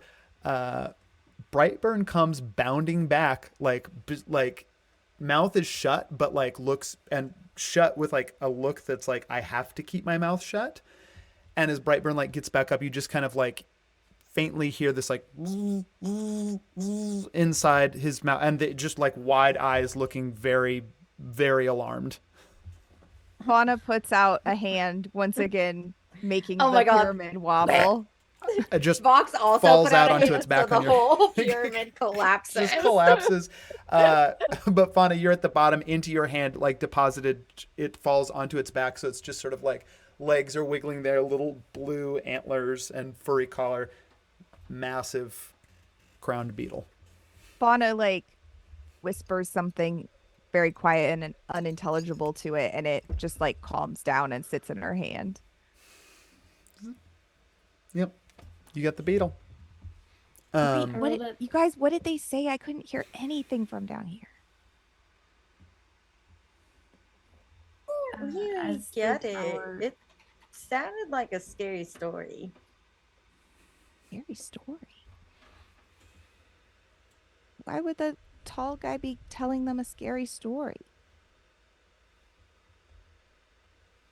Oh no, he said, "Ooh, Pirin, you have to come, or it's not gonna exist anymore." But As you from start to where? wave your hands in the air, Vox, like Brightburn starts to get excited again and starts like barking and jumping like around all of you, which inside like you, I mean, Perrin, you hear Brightburn barking right outside the door. Yeah, Parent's gonna sigh and walk outside. Oh, hi. Yeah, we went and looked for a beetle, and then here it is. We found a beetle, Yep. just like Balak asked us to. Parent's right gonna here, pick see? up the beetle and look at it to see anything he can tell about it, like if it's covered in saliva. Give me a perception check. All right, this is investigation. Investigation. Well, I didn't roll well. I rolled a 2, so Looks like a beetle. It's it's in great condition. Isn't it a good one? Brightburn, sit. Brightburn, quiet. Brightburn, roll over. Come on, we worked on this one. Roll over. Roll me animal handling. Vox is laying on the ground, but she's rubbing Brightburn's belly. Fauna's rolling over to show Brightburn how to do it. I rolled an 8. On an 8, Brightburn looks over at Fauna rolling around and immediately starts to like bound away and starts jumping like back and forth over Fauna.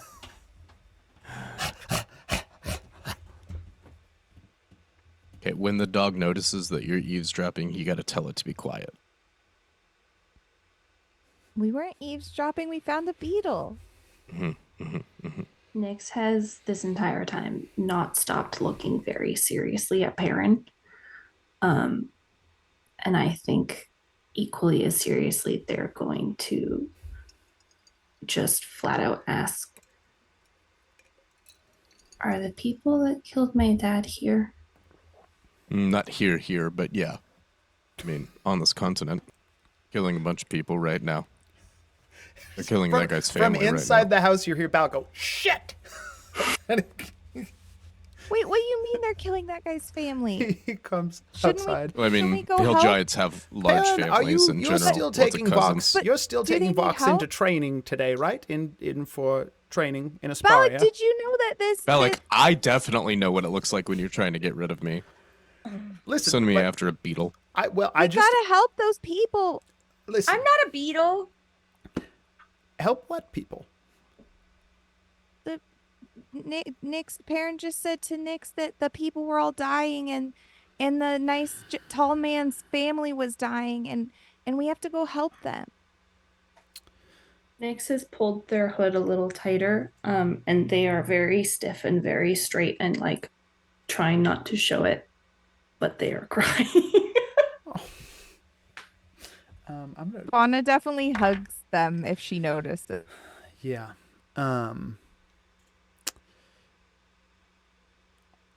19 on insight. Balak definitely notices. Nyx, I think it's not at all an attempt to like control, like if Nyx needs to cry, then Nyx should cry.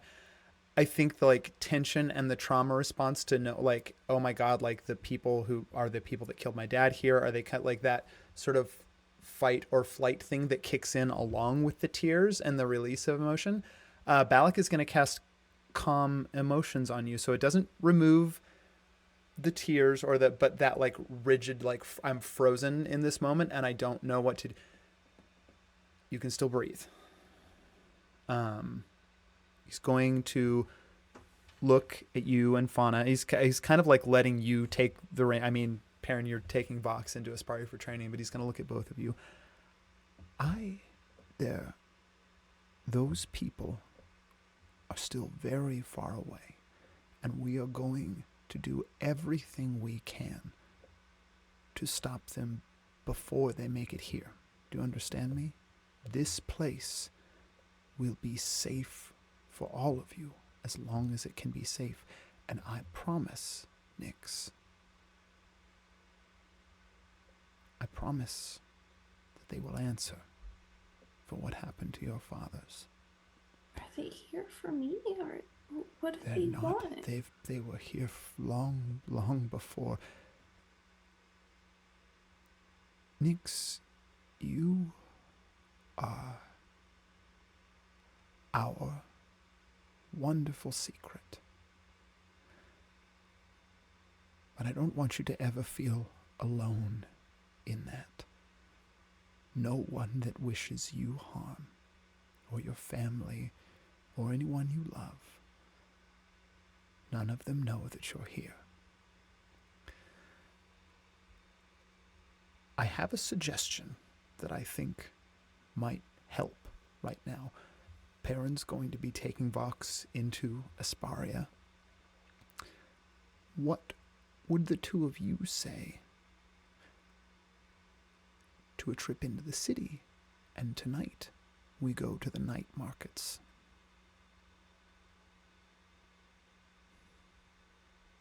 Like that, it sounds like a little bit like home. I think it might feel very much like that, Nyx. What about you, Fauna? Night markets? The night markets are really cool. There's so many cool things to see. And Fauna, show him the beetle. oh yeah, we got the beetle you asked for. It's right here. Oh, the wonder! Oh, this might be the largest crowned beetle I've ever seen. Where did you find this little fellow? Well, it just sort of, Over there under that rock. yeah. And I'll roll deception for next. Yeah, go ahead. Roll deception. Farron, can we go to the night market after training? I want to see the kinku. I guess we'll have to find out if you do a 16. good job at training or not. 16. On a 17, Balak looks at you and nods. Oh, under the rock, yes. I mean, yep, Perrin, if you want to bring Vox to the night, assuming, Vox, that you do a good job. She's very treat motivated. Yeah. We'll meet you at the entrance to the night market, say sundown. Right. Okay, Farron, let's go. And Vox is like tugging at Hold his on. arm. What were you supposed to give the new one? Oh, this? And Vox pulls out one of her very hidden daggers that she keeps on her. This one's for you, right? Parent, this one? That? Yep. Is that? There you go. We've got one rule. You don't stab your Don't friends. let mom see it. Don't Well, stab 2 your rules. friends. Nyx again, like kind of straightens to attention, and they're gonna hold out both hands almost as if they're like receiving like a ceremonial sword. And they're so tiny, so a dagger is about the same thing for them. I think that Vox gets confused by the 2 hands out, and she pulls out another dagger and she puts both. Oh, Okay. it's like a little wax in the wane. Sorry, it's fine. Nyx also confused, but now running with it. Is going to take No, both 3 rules. Don't run with knives. and bow again. Yeah, Eva comes outside at this point, and like as the knives are being given out, and Balak quickly whisks Eva away around Nyx the is corner of the instantly house. stealthing them. I've been thinking we should look at something in the garden here. I think if we grew, and it just sort of fades into the distance as he. God, he's so bad at that. Hi, Mom. All right, Vox. You need to get to the front gate before me. And Perrin takes off at a full sprint. Oh, Fox like trips. Bye, and just starts sprinting. Here's what I'm going to say in this moment. In order to maintain, I think actually like Kid Vox, like you still have your first level of rogue. You don't. You get cunning action at level 2. So your speed is equal to each other, but I think racing to the city, I mean, it's 30 minutes. It comes down to how long you can keep up your pace. So I think it's just going to be a contested athletics roll. Perrin sandbags a little bit, but not I a got a lot. 17. Oh, 14. Yeah. And I think what we're going to do is cut from like the moment of Vox, you arrive at the gates first. We are kind of cutting from like before. Yeah. We're cutting from this moment, and the 2 of you, Vox and Perrin, you are in Asparia. Where do you go for training? Yeah, I think they just have like basically a smorgasbord of Assassin's Creed like collectible missions where Perrin is like climb this building, like wipe paint on this graffiti there, sneak behind these people without them noticing, blend into this crowd, hide and seek in a group of people. Like it's just kind of like random things where they both like the trick is getting her to keep like a mental clock in her head of how long like a time is without having to keep track of the time, and then just doing various different tasks that are not particularly that big of a deal. And then every once in a while he insists that she attack him and try to draw blood, and she gets like 15 seconds to try to draw blood. I love this. So we're going to do the check for the other part first, and then we'll get to the combat, as it were, portion of it. So Vox, go ahead and make me an acrobatics check. And again, you're just you -3 from the total check. First roll was a 17, so a 14.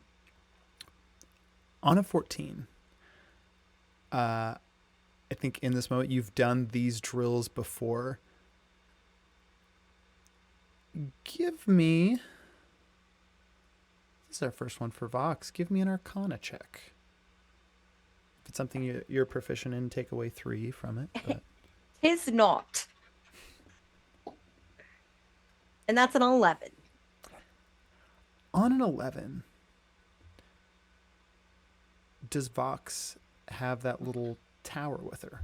The ballot. Oh, keeper? yes. On an 11, if you were an adult, it would be easy to write off, like, the effects of, well, really in this moment, just like amount to a good luck charm. It's easy to ignore it, to even forget that it's on you. I think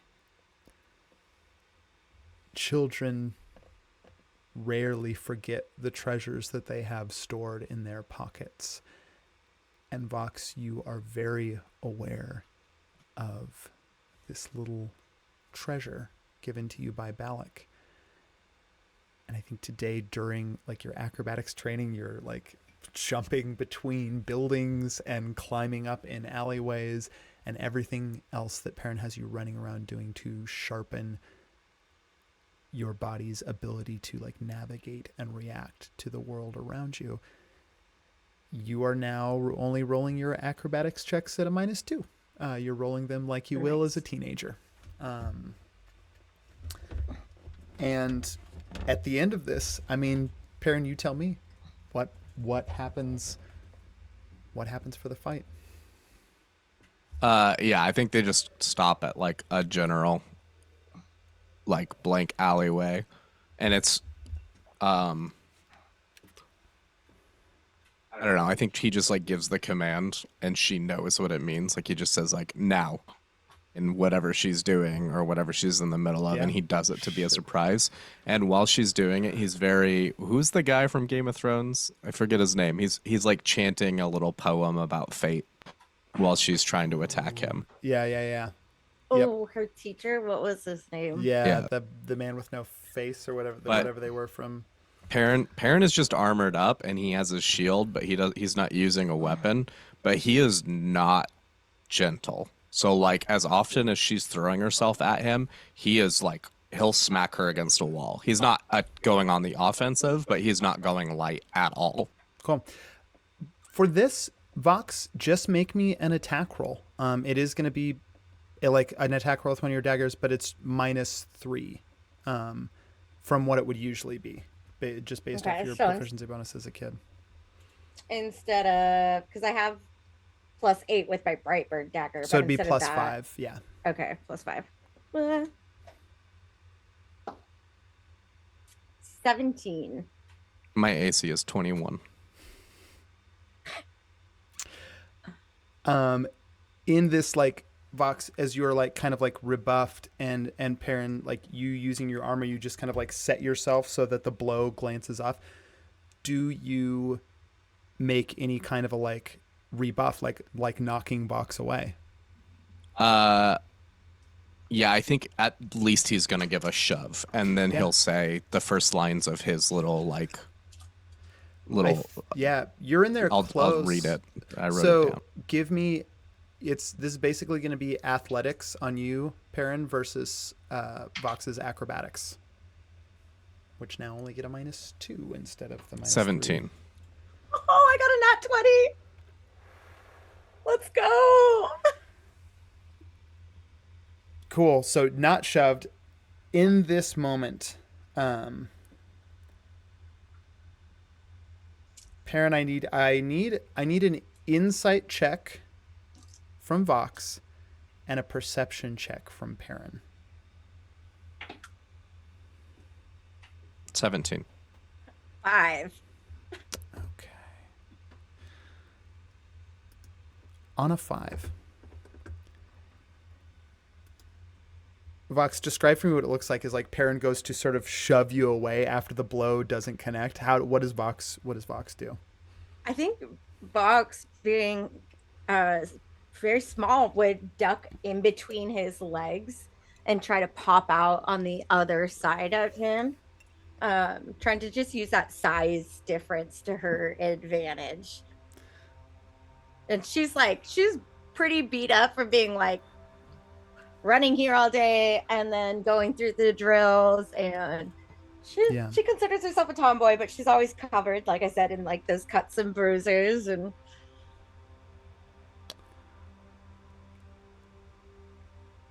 her eyes are gleaming, though. She is like Yeah. not letting this down her at all.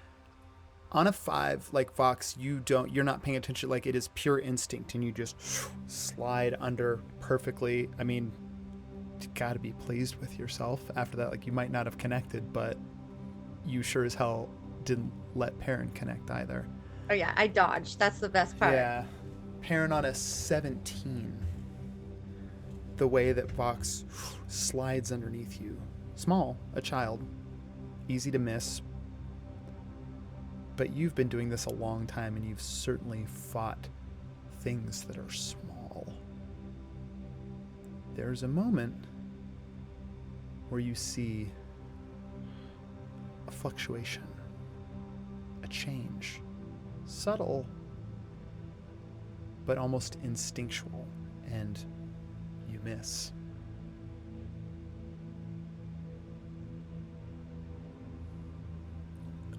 Is that change a familiar or You've seen expected? You've seen it a few times before, but like it would be of a significant enough note that you would you might log it away for later conversation with parents.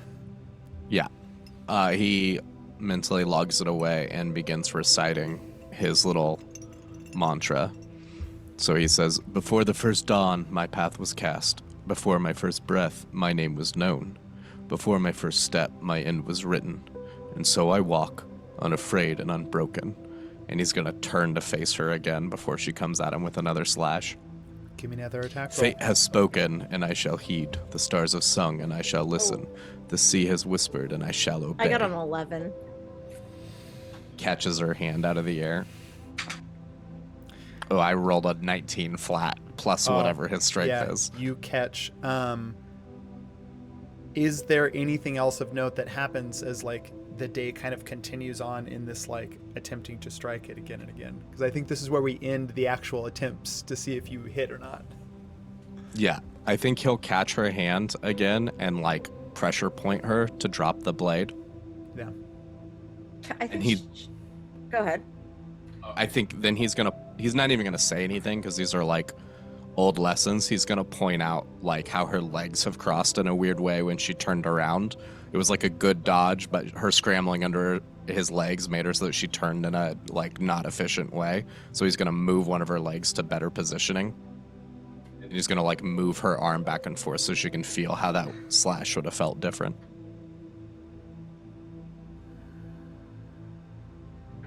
I think she's just dangling there, and while he's trying to like fix her leg, she's still like trying to thrash against him though to fight, because she's trying to draw blood. This is where she gets feral. Yeah. It's your footing. No, I just put me down. I was so close. I know I'm gonna get you this time. Did you will see? get- I was so quick. I got right under you. You didn't even notice. Mm-hmm. Vox, what's in my hand? Am I holding a weapon? Mine. Yep, exactly. I wasn't even holding a weapon before this. I have to be a lot faster. And then once you draw blood, I will do what I said, and I will take you out of the city on an adventure. Time is up. And he's gonna cast Lay on Hands, which is just gonna heal any of her recent scrapes and bruises. And hand her her knife back. She's gonna snatch it from your hand. But it was a really good dodge, right? It was a very good dodge. Thank you. If I had been holding my weapon, you would have been dead 4 times. Mm, 2 at best. I beat you here too. I'm a lot faster than you. You tell me when you can outrun death, and I'll accept that as a win. Death hasn't tried to race me yet. Oh, death has tried to race you many times, but I keep stopping it. Mm-hmm.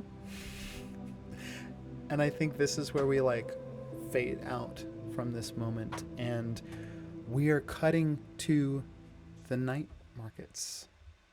Dusk has come. The first little stirrings of kind of, again, we described these once before a long time ago in Castle Run, but we will again now too. The heat in the city of Asparia is pretty intense during the day, reflecting both off of like the red stone that make up the majority of the buildings and the sand beneath. It's like this insulator. And although it is hot during the day, you sometimes feel it the most after the sun lowers and the air is cooler, but there's still this intense heat radiating out. So it's sort of like breezes begin to pick up that are just sort of created down alleyways in this city by the intense temperature fluctuation of the cooler air coming in and the rising heat from the stone and sand meeting it. Small doors in buildings begin to, like, some of them completely hidden until they're slidden away into a panel and opened, begin to, as all kinds of merchants begin to pour out into the city streets. A lot of them really just kind of have like temporary shelters that are put up in front of their market or their store during the day, and then it's easy for them to just like flip back the whatever the covering is to reveal sort of like the concave section of the building that their market is tucked away into, but it's still all this big open air thing. A lot of other people who aren't well off enough to have their own shop like that are coming out and hurriedly like setting up little stalls and tents. But it is like this section in Aspire, which is one of the largest cities in Namira, for probably well over like a mile, there's just like a section of Asparia here that becomes the night markets at night and is filled with the bustling sound of trade, and also a smell that, like, during the day it's just sort of hot and it smells like the various beasts that people are riding through town and the various people riding through town. There's kind of just this general musk all the time, with the cooler air and these markets being like the smell of spices and oils and things like that begin to fill the alleyways here at the night markets. And all of you, along with Balak, are here at the entrance. All right, so what does everyone want to look for at the night markets tonight?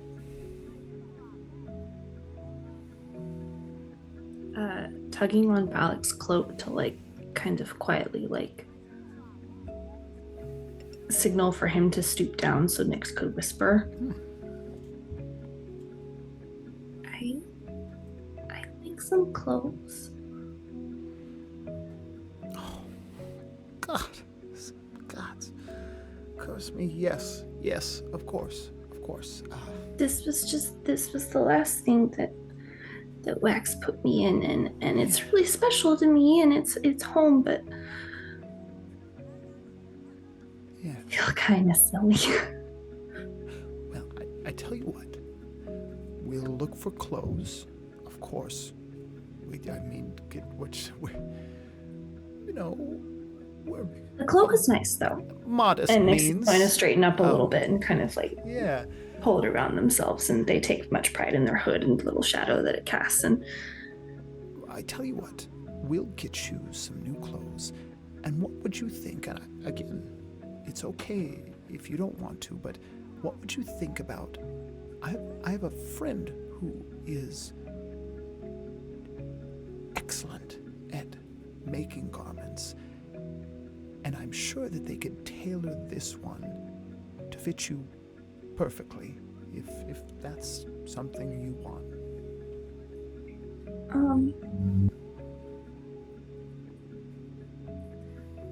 mean, I guess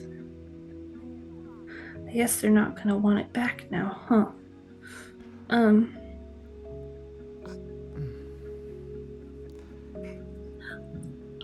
I have money. I can buy some new ones. No.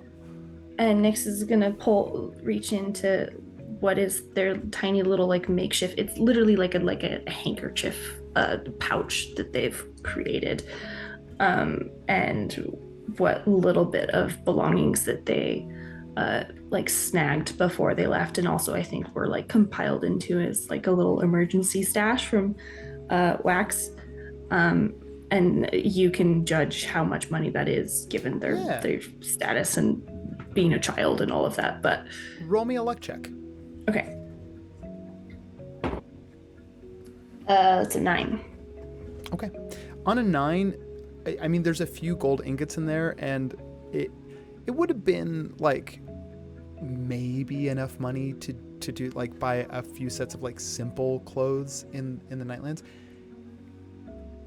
Here though, like they're stamped with like the Loonhelm crest, like these ingots originate. I don't think Nyx would necessarily know this being a child, but they're not going to work the same way here. And I think Balak, oh, that's so, and takes it. It's all right. We'll take care of these ones. You hold on to these, because I have the feeling that one day you're going to need them again. So you hold on to them. Perrin is pulling off a ring that has the Windvor crest on it and hands it to Nyx, and he's like, they all know where we're from. We've got a line of credit. We pay the debts that come our way. And I will pay my debts to you. And Nyx is gonna bow again. Just tell me, I'll do my best to remember, but please tell me how much everything is, and I will find a way to pay you back. Yes. All right. Well, just keep receipts wherever you go. And let me ask this for Fauna and Vox, who have been to the night market before. Are you kind of like sticking here with for a child, the patience of a saint for this, or have Vox and Fauna already like gone off into the night market? Yeah, I mean, Fauna's definitely like slowly edging away during this whole conversation, because she just like wants to get out and run around and see what there is to see. She specifically is drawn to like the section that has all the booths that have like magical items and like artifacts. Yeah. So that's like where she wants to go. She also knows that like she shouldn't just like run off completely by herself. So she's like slowly like getting further away while still like being in the sight lines of everybody. All right, listen, you don't have to stay with us, but at least the three of you stay together, please. Vox has already ran away. Okay. The second from the open door. Vox left already, but I That's all right. Same rules as normal. Nothing alive. Yes. Oh God. Do you remember the eel? Do you remember the eel? Yeah, it was delicious. Oh God, it was good. Yes. Listen, Perrin, Vox, do you want to find Vox, or do you want me to find Vox? Do you think you can find her? will find her. Come on, Nick. All right, stay together. Rule is no magic to children. find her. Go ahead and You find always her then. ruin all Nyx, the who is already fun. starting to cheat and like just like start like casting what they just learned to be message, like just randomly to try and find Vox, is like shit. I'm like people like there are people in the market that are like here and they just start looking around. I think that box always goes to the same place. And it's like the weird, like slightly underbelly, like fighting ring that happens where people are casting bets. And Yeah. she just sits like up in almost like rafters street view with a little like notepad. And she just takes notes and like draws little doodles of Yeah. maneuvers that people are doing. I So love it. I think Fauna knows where to find her, but hasn't ratted her out from going to that part of the night market. Lovely. Yeah.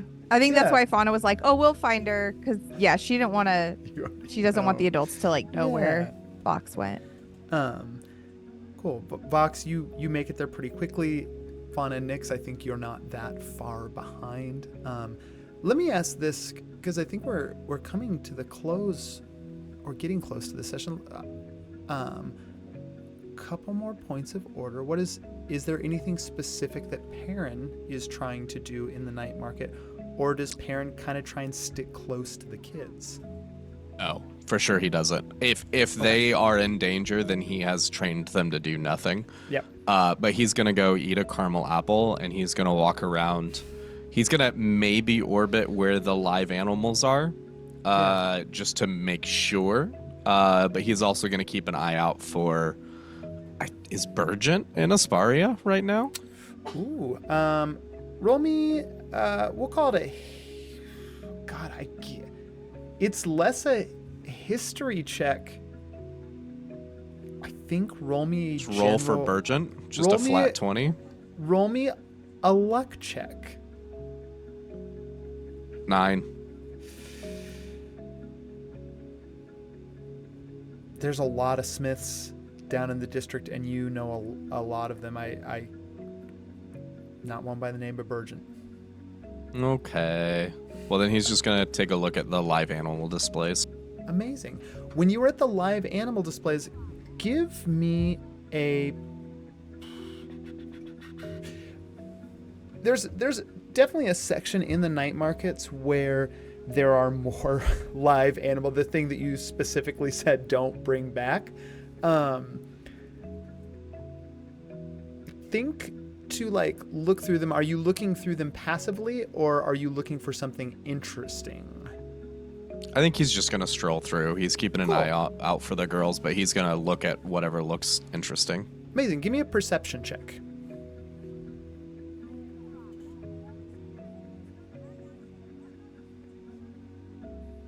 $17. 17. You're walking through the night markets. There are so many. I mean, you see there's like a small, it's not a pen because it really is, it's kind of more like a pond surrounded by like swamp weed and grass and like downy like bits of moss clinging to boulders, and then just this shallow basin pond. But you find like a fresh hatching of achkas, which are those little sort of axolotls that come to be land dwelling and like have the 6 limbs. They make excellent, when they are full grown, they would make excellent beasts of burden. Or a lot of people use them in place of a horse.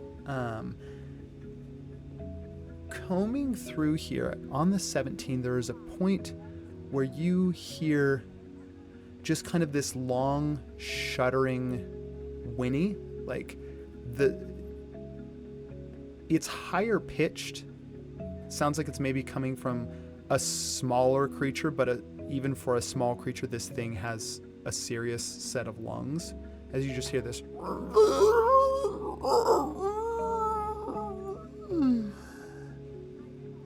And That's unusual.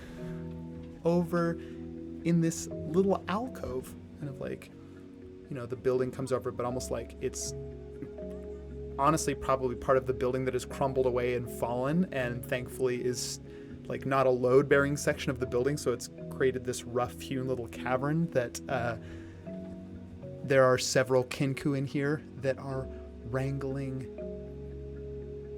Make me a history check. Or nature check, too. Either one.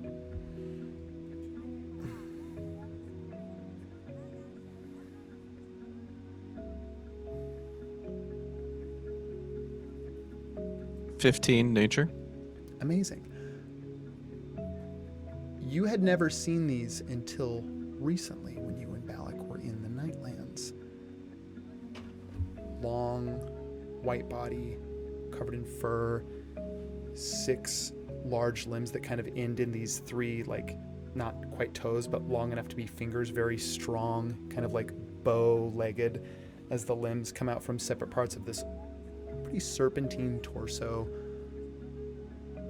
Long face, kind of almost feline-like if it wasn't like a little too long. There's almost dragons have been gone for thousands of years, but there's almost like a dragon-like quality to the face of this thing. Long horns that curve back around its body, but it's also very small. It's maybe like 4 feet long total, maybe about like not much higher off the ground right now than a large cat. As you see it,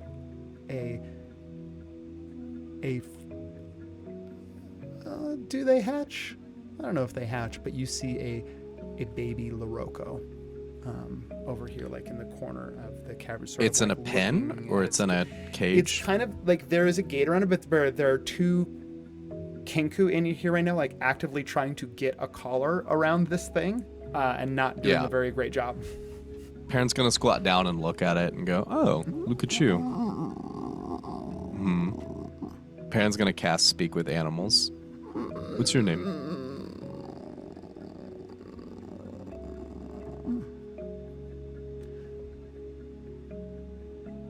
In casting Speak with Animals, give me an insight check. And I'll let you do it. You can do it with advantage.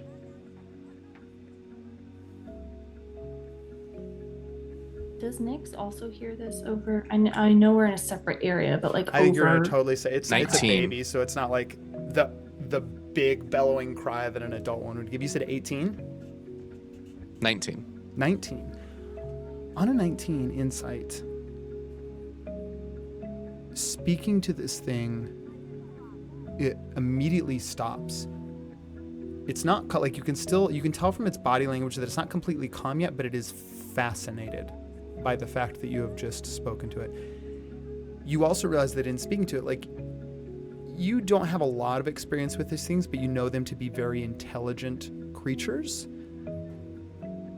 In the method that you are using, most creatures like this would be capable of speech, but this one is still just an infant. Like it would have a hard time communicating with its own kind, let alone someone else utilizing magic to talk to it. But it does understand you, and it is curious about why it understands you. So in that curiosity, that like it sort of just ignores the Kinku and like scurries forward, and its body kind of like a serpent, it just sort of like knocks both of these Kinku out of the way as they sort of go squabbling to either side of the pin, and it comes up. It's easily, now the Kinku are realizing like it could have easily gotten over the gate because it is like only halfway up, and it's still like looking over the gate at you. Yeah. Hi there. Kind of seems like you're kind of a controlled animal under the Exotic Animal Import Act of 1342. You shouldn't even be here. And Perrin's gonna look at the Kinko and tap his chest with the crest on it. Make me an intimidation check with advantage.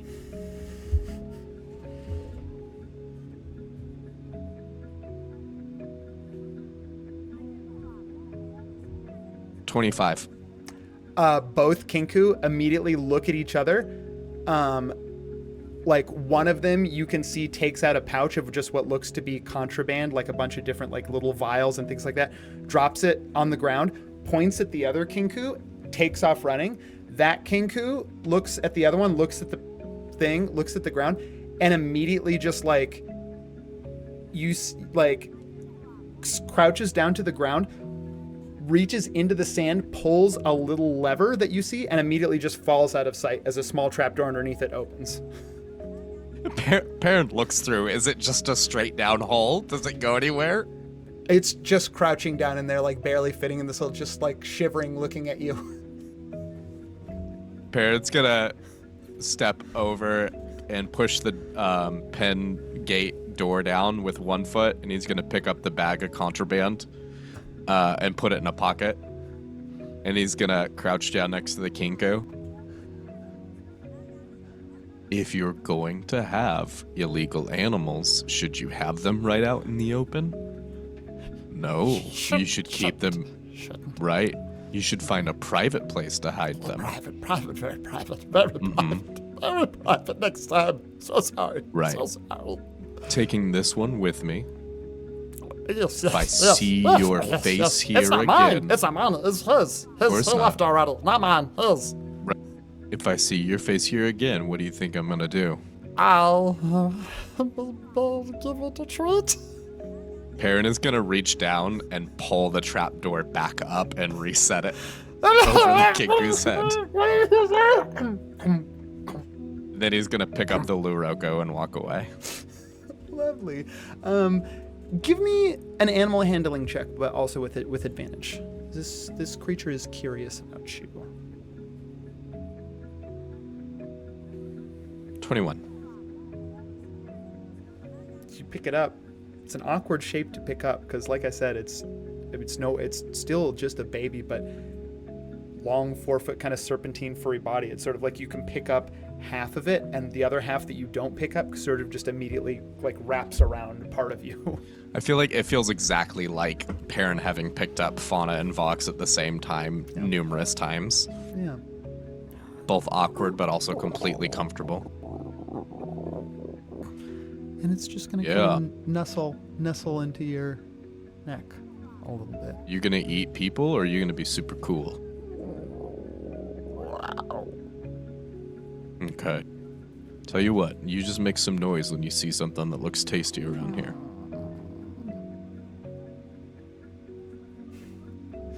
You see its eyes kind of slowly go in the direction that other Kinku ran off. Yeah? I've got one back there. It's trapped.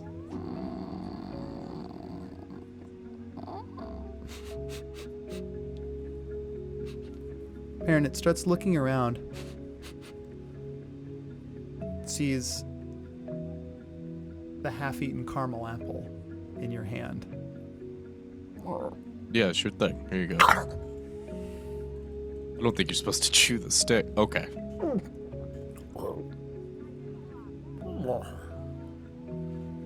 Yeah.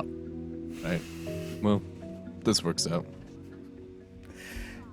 And we move on from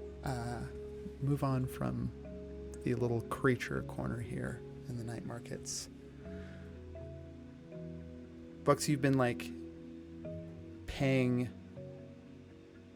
meticulous attention to the fights going on. I think, like, tell me, is like Vox right kind of down there? It's this sort of sunken pit almost, so it's like there is a building on top of it too, which serves as both, I mean, a tavern here in Asparia, but underneath it, like, empties out into this sort of like underground fighting ring. There are kind of like all sorts of levels to, like, you can be pretty high above, like further up and sort of in the area where the bar is, or you can sort of be right down there on the other side of the wall on the ground floor watching things. Where's Vox?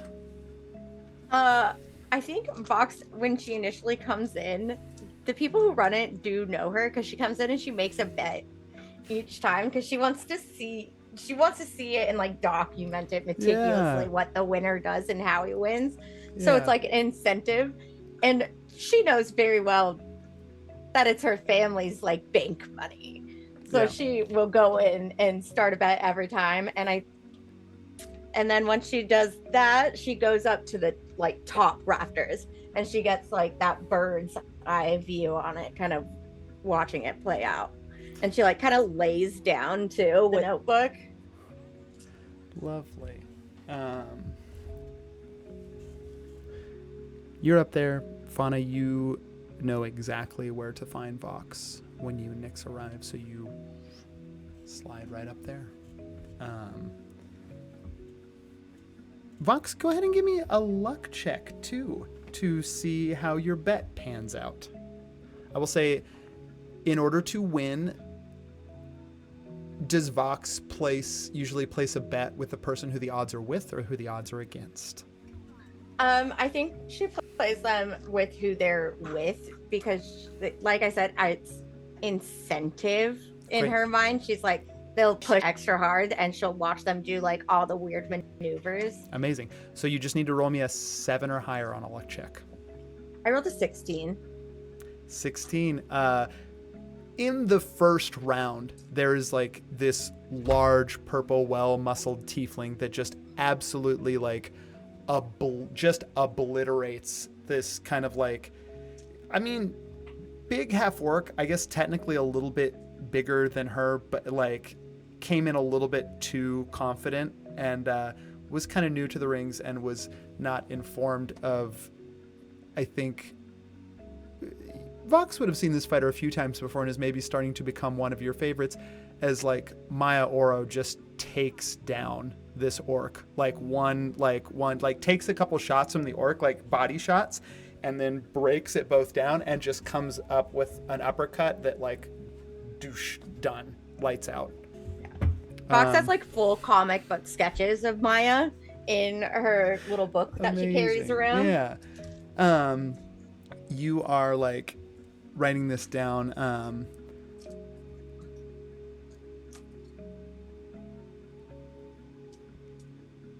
Go ahead. I think the person that you like place the bets with, there's like this small, just this small sort of like goblin with like large, thick spectacles and kind of like between like yellow and olive green skin, like long sort of dangly ears. One of them is kind of like broken off at the tip and scarred a little bit, but is wearing like just the most like threadbare, like it was at one point a very fancy tunic, but it probably has not been swapped out in like over a decade, as he's just putting marks down in the book. Yes, another, and that's another. Vox. Winroller, very good to see you. And here are your winnings. Yes, very good, very good. Yes, and continues walking.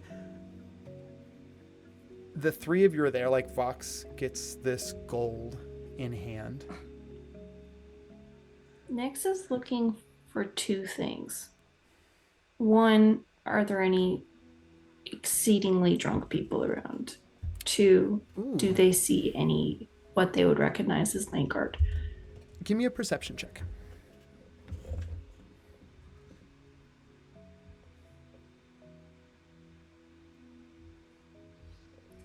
Regardless, it's gonna suck.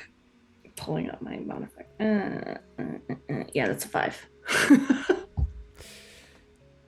Don't see any night guard. It's hard to like for you, I think as a child, sometimes it's hard to differentiate between someone that is drunk and just adults that are like riled up and excited about things. You see a lot of excited people shouting and yelling and cheering in this place, as that half-orc is being summarily just dragged out of the ring, and Maya's just kind of like cracking her knuckles and getting ready for the next fight.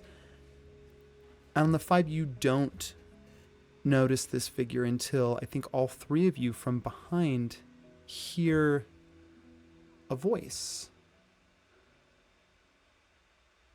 Very soft. So soft that it honestly shouldn't be heard above like the din of the noise in this fight ring that you're all in.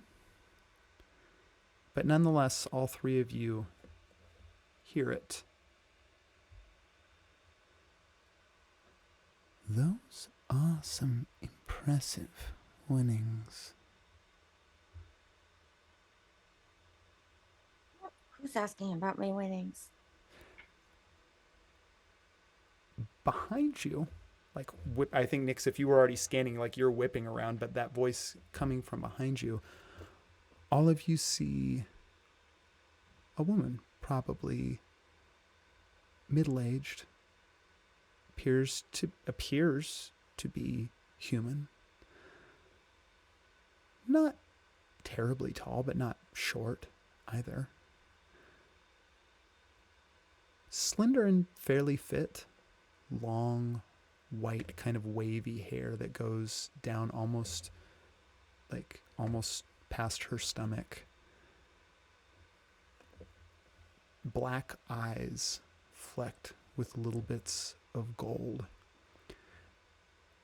And I think the most notable thing, she's just kind of wearing a black cloak that kind of like hugs the body a little bit, but there's a shroud around the shoulders that obscures the figure kind of to what would other be like a very form-fitting outfit.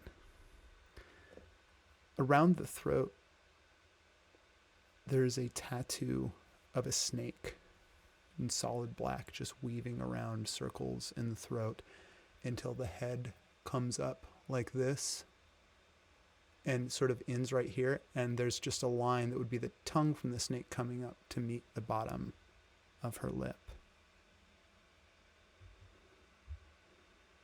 Been placing bets a long time, have you?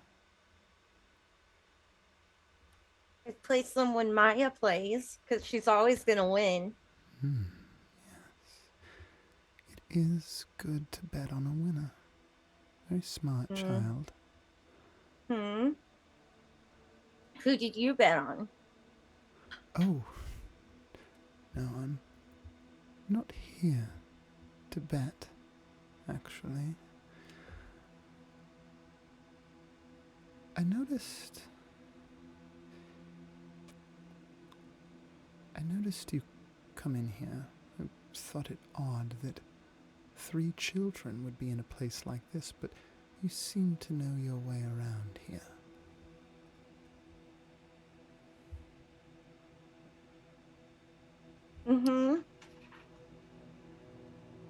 Nix would like to insight check this person because I think just as kids in general, some random adult approaching, not to mention what sure. Nix has gone through, like Give me an I insight think check.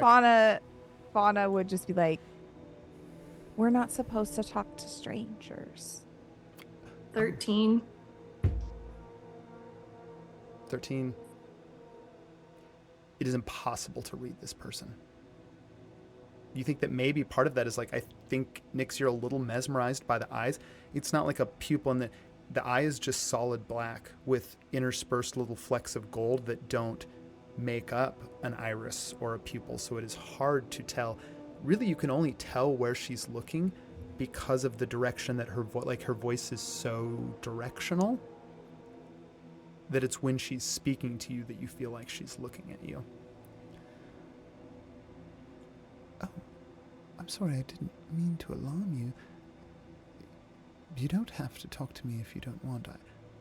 I'm just wondering, and again looking at you, Vox, you seem to be a very observational young girl.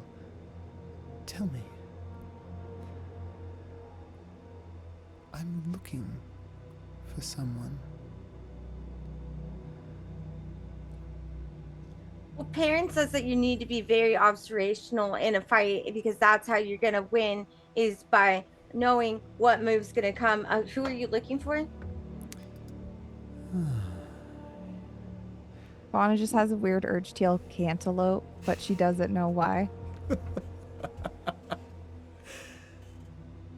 Well, that's the trick, isn't it? And that's why I need someone very observational to help me.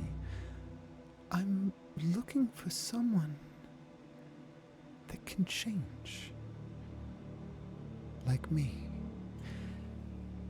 And all of you see rippling, almost like scales, like opening up and starting to breathe before they flush back down. But in their flushing back down, like on a lizard or some kind of reptile, like the flushing back down would, like, there'd be a new burst of color that comes with it.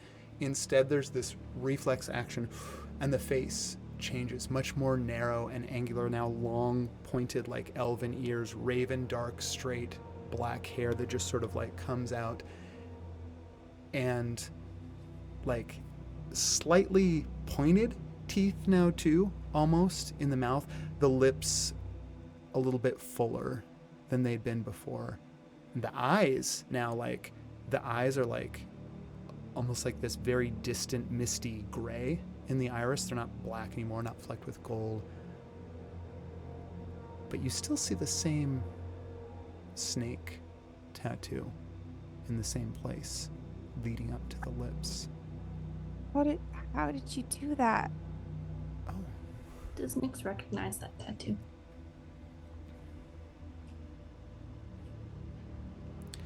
you're going to roll me a perception check. But this is a perception check that would have happened in the past. And again, if it's a thing you're proficient in, you're taking 3 away from it. 18. You can't recall. It is a very distinct tattoo. Oh, I'm sorry, I didn't mean to alarm you. Have you never seen one of us before? One of who? I think Box is kind of gonna like puff up her her body a little and like kind of stand in front of her friends and be like, I haven't seen anyone who looks like you before. That's so interesting, Fox. I wonder. How do you know her name? Yeah, I don't know you. When was the last time you looked in a mirror? Vox, the eyes in front of you shift to become like large reflective pools, almost like lidless. It's almost like that the eyelids disappear too, so there's just these 2 massive mirrored orbs looking back at you that you can see a reflection in. I need you to make me a Constitution save. 13. Vox on a 13.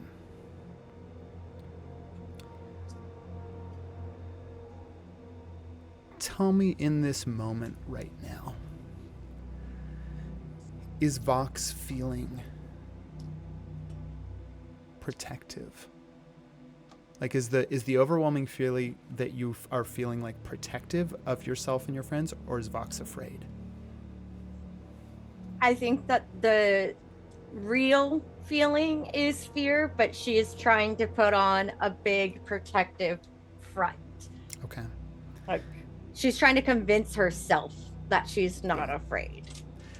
You're looking in the reflective pools of this person's eyes. Only it's not your reflection you see. You see, still small, about your size, but like there's a little more muscle even on that child frame. Wearing the same garments that you are wearing. Purple skin, sharp teeth, massive horns. You see, it's almost like you're looking at a child version of Maya in the reflection of this person's eyes. Fauna and Nyx, you look over and you see the same thing that Vox sees in the flesh before you.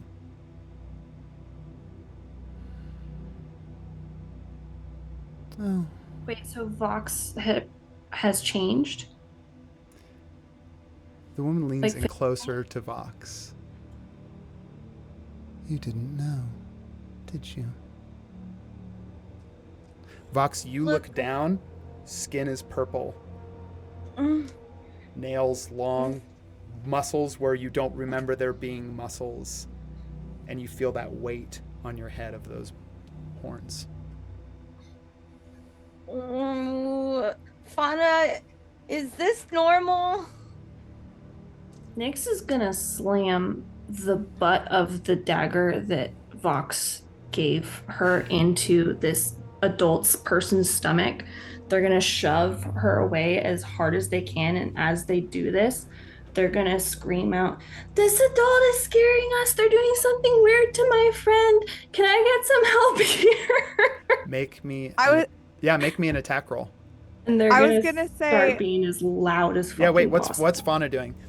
I was gonna say, That was a nat 20. I didn't know Nyx was gonna do anything, but also Fauna, as soon as she saw like that Vox was being changed, she just would like lose control a little bit, and she's just gonna like jump on this person's like from behind, like jump on their back. Like she's not gonna like she doesn't really like I don't think Perrin's been training her to really fight the same way he's Yeah. been training Vox, so she doesn't like really have like Yeah. fighting skills, but she's just gonna do whatever she can to try and stop this person from what she thinks is Amazing. So hurting you just, Vox yeah. or doing something bad to Vox. So Nyx crit, you make me an athletics check then. And Uh, I think you're doing it with advantage. How yeah, seeing my friends jump into fight, Vox would jump into fight. Vox would be like, "Oh, this is weird, but this lady's not good." close is Perrin, and how loud is Nyx compared to that distance? You're not even close. You're so far away. Like the night market is a mile wide. I think that I'll roll a luck check right now to see how close the fight ring is to the kind of the creature corner.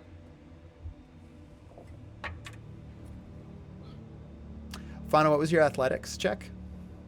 Dirty 20. Dirty 20. Nyx, I'm not going to make you roll damage, but you got a crit hit. You knocked it. You actually do take this person by surprise. You can see they kind of like double over as you hit perfectly in that, like, the waxing knight taught you well. Right in the solar plexus. You see the wind is knocked out. Right when that happens, Fauna, you tackle them, and they go falling backward. In this fall, like, the box, like, is higher up, but really like the height outside, like you are knocking this person like out of kind of the window behind you into the street. You're only about a straight, so it's not a long fall. Give me a dexterity saving throw too for Fauna really quick.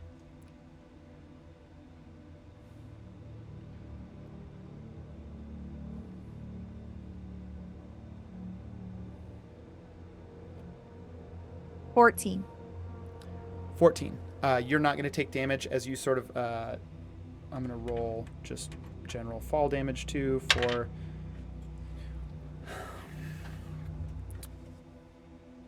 Fauna. As you hit the ground, boom, like you are on top of this person.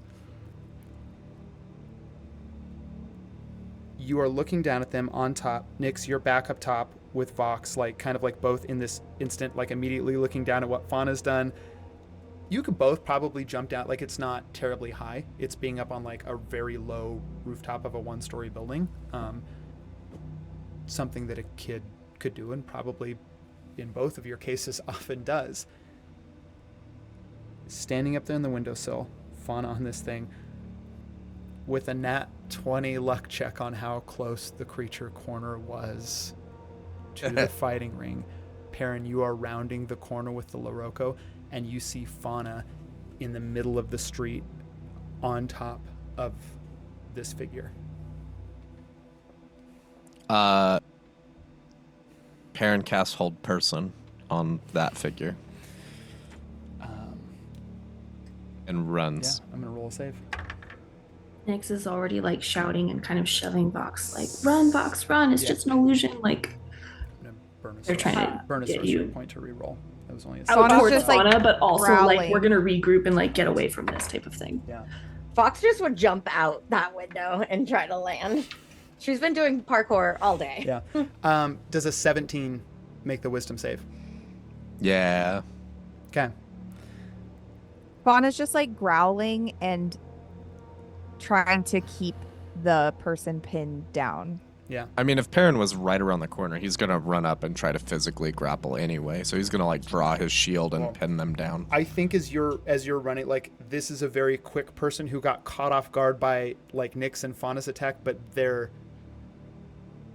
more than capable of like reading a situation that like this is not ideal for them, and also probably they already got what they wanted.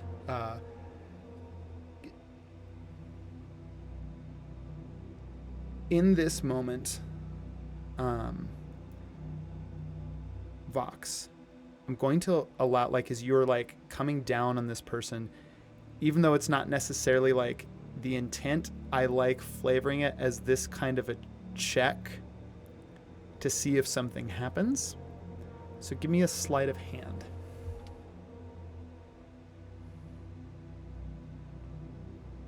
I got a 19. So boom, you're on top. You see, she looks up, looks at both of you, like feels innately that hold person spell, shrugs it off like it's nothing, looks down, makes like all in a second span, like looks down, sees Perrin coming, looks back at you, Vox, and you see again like the eye, there's a blink and the eyes go back to being black with little flecks of gold. But the black is reflected enough that you can still see. You're back to Vox now. Like you see yourself, but you see yourself reflected in these black pools that are the eyes. And just melts into a shadow that then just slowly disperses itself. Wait, what did you do to me? On your 19 sleight of hand, you are like reaching for this person to like slips into the fold of a cloak. You make contact with something, you grab on it to like maybe you've got a hold of her, maybe something on the, as she melts away, holding in your hand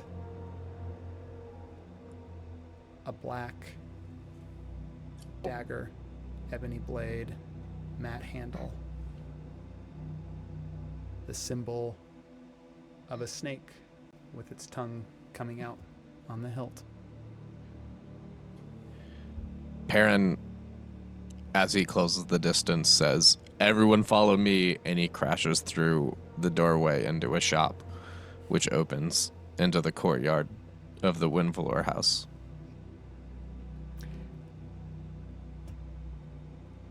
In this crashing into the space, immediately in this moment,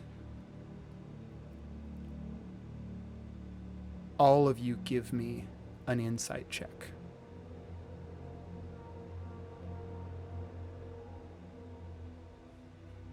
Eight.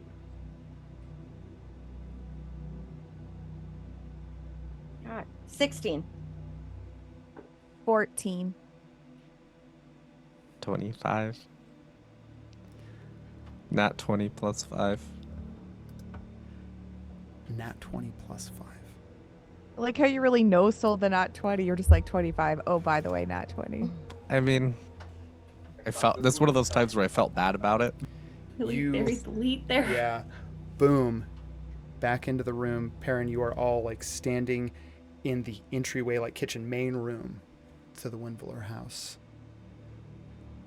The kids, you're all there like next to Perrin, kind of like panting. It was only a quick dash, but it was like so sudden and everything. Like as a kid, even if you're not out of breath, you're out of breath just from the like emotion of it all. All of you as children immediately realize that something is wrong. This house is a safe place. It's supposed to be safe. Something in here feels terribly off. Maybe even dangerous, or was dangerous. Perrin, on a nat 20, you look over into the corner of the room. Sitting over in the corner of the room, cradling his head, like running her fingers through his gray hair, you see Eva, like long brown braid, like sort of like all, looks like she was in the, like, was in a fight. Like braid is partially undone. You can see there's like blood coming from the corner of her lip, but she is sitting there just slowly rocking back and forth, holding the body of Balak, who is not moving.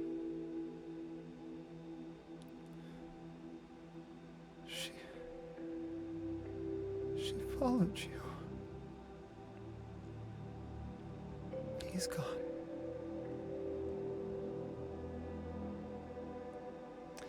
I think with the air in this room of that is where we are going to close the session, and we will pick up next Monday with another episode in our Nobody Night gets of- nice things. no, but in our Night of Omens What? alternate timeline What? for Castle Run. But how did Um, she? Thanks everyone for tuning in, and we will see you next Monday. Bye bye now.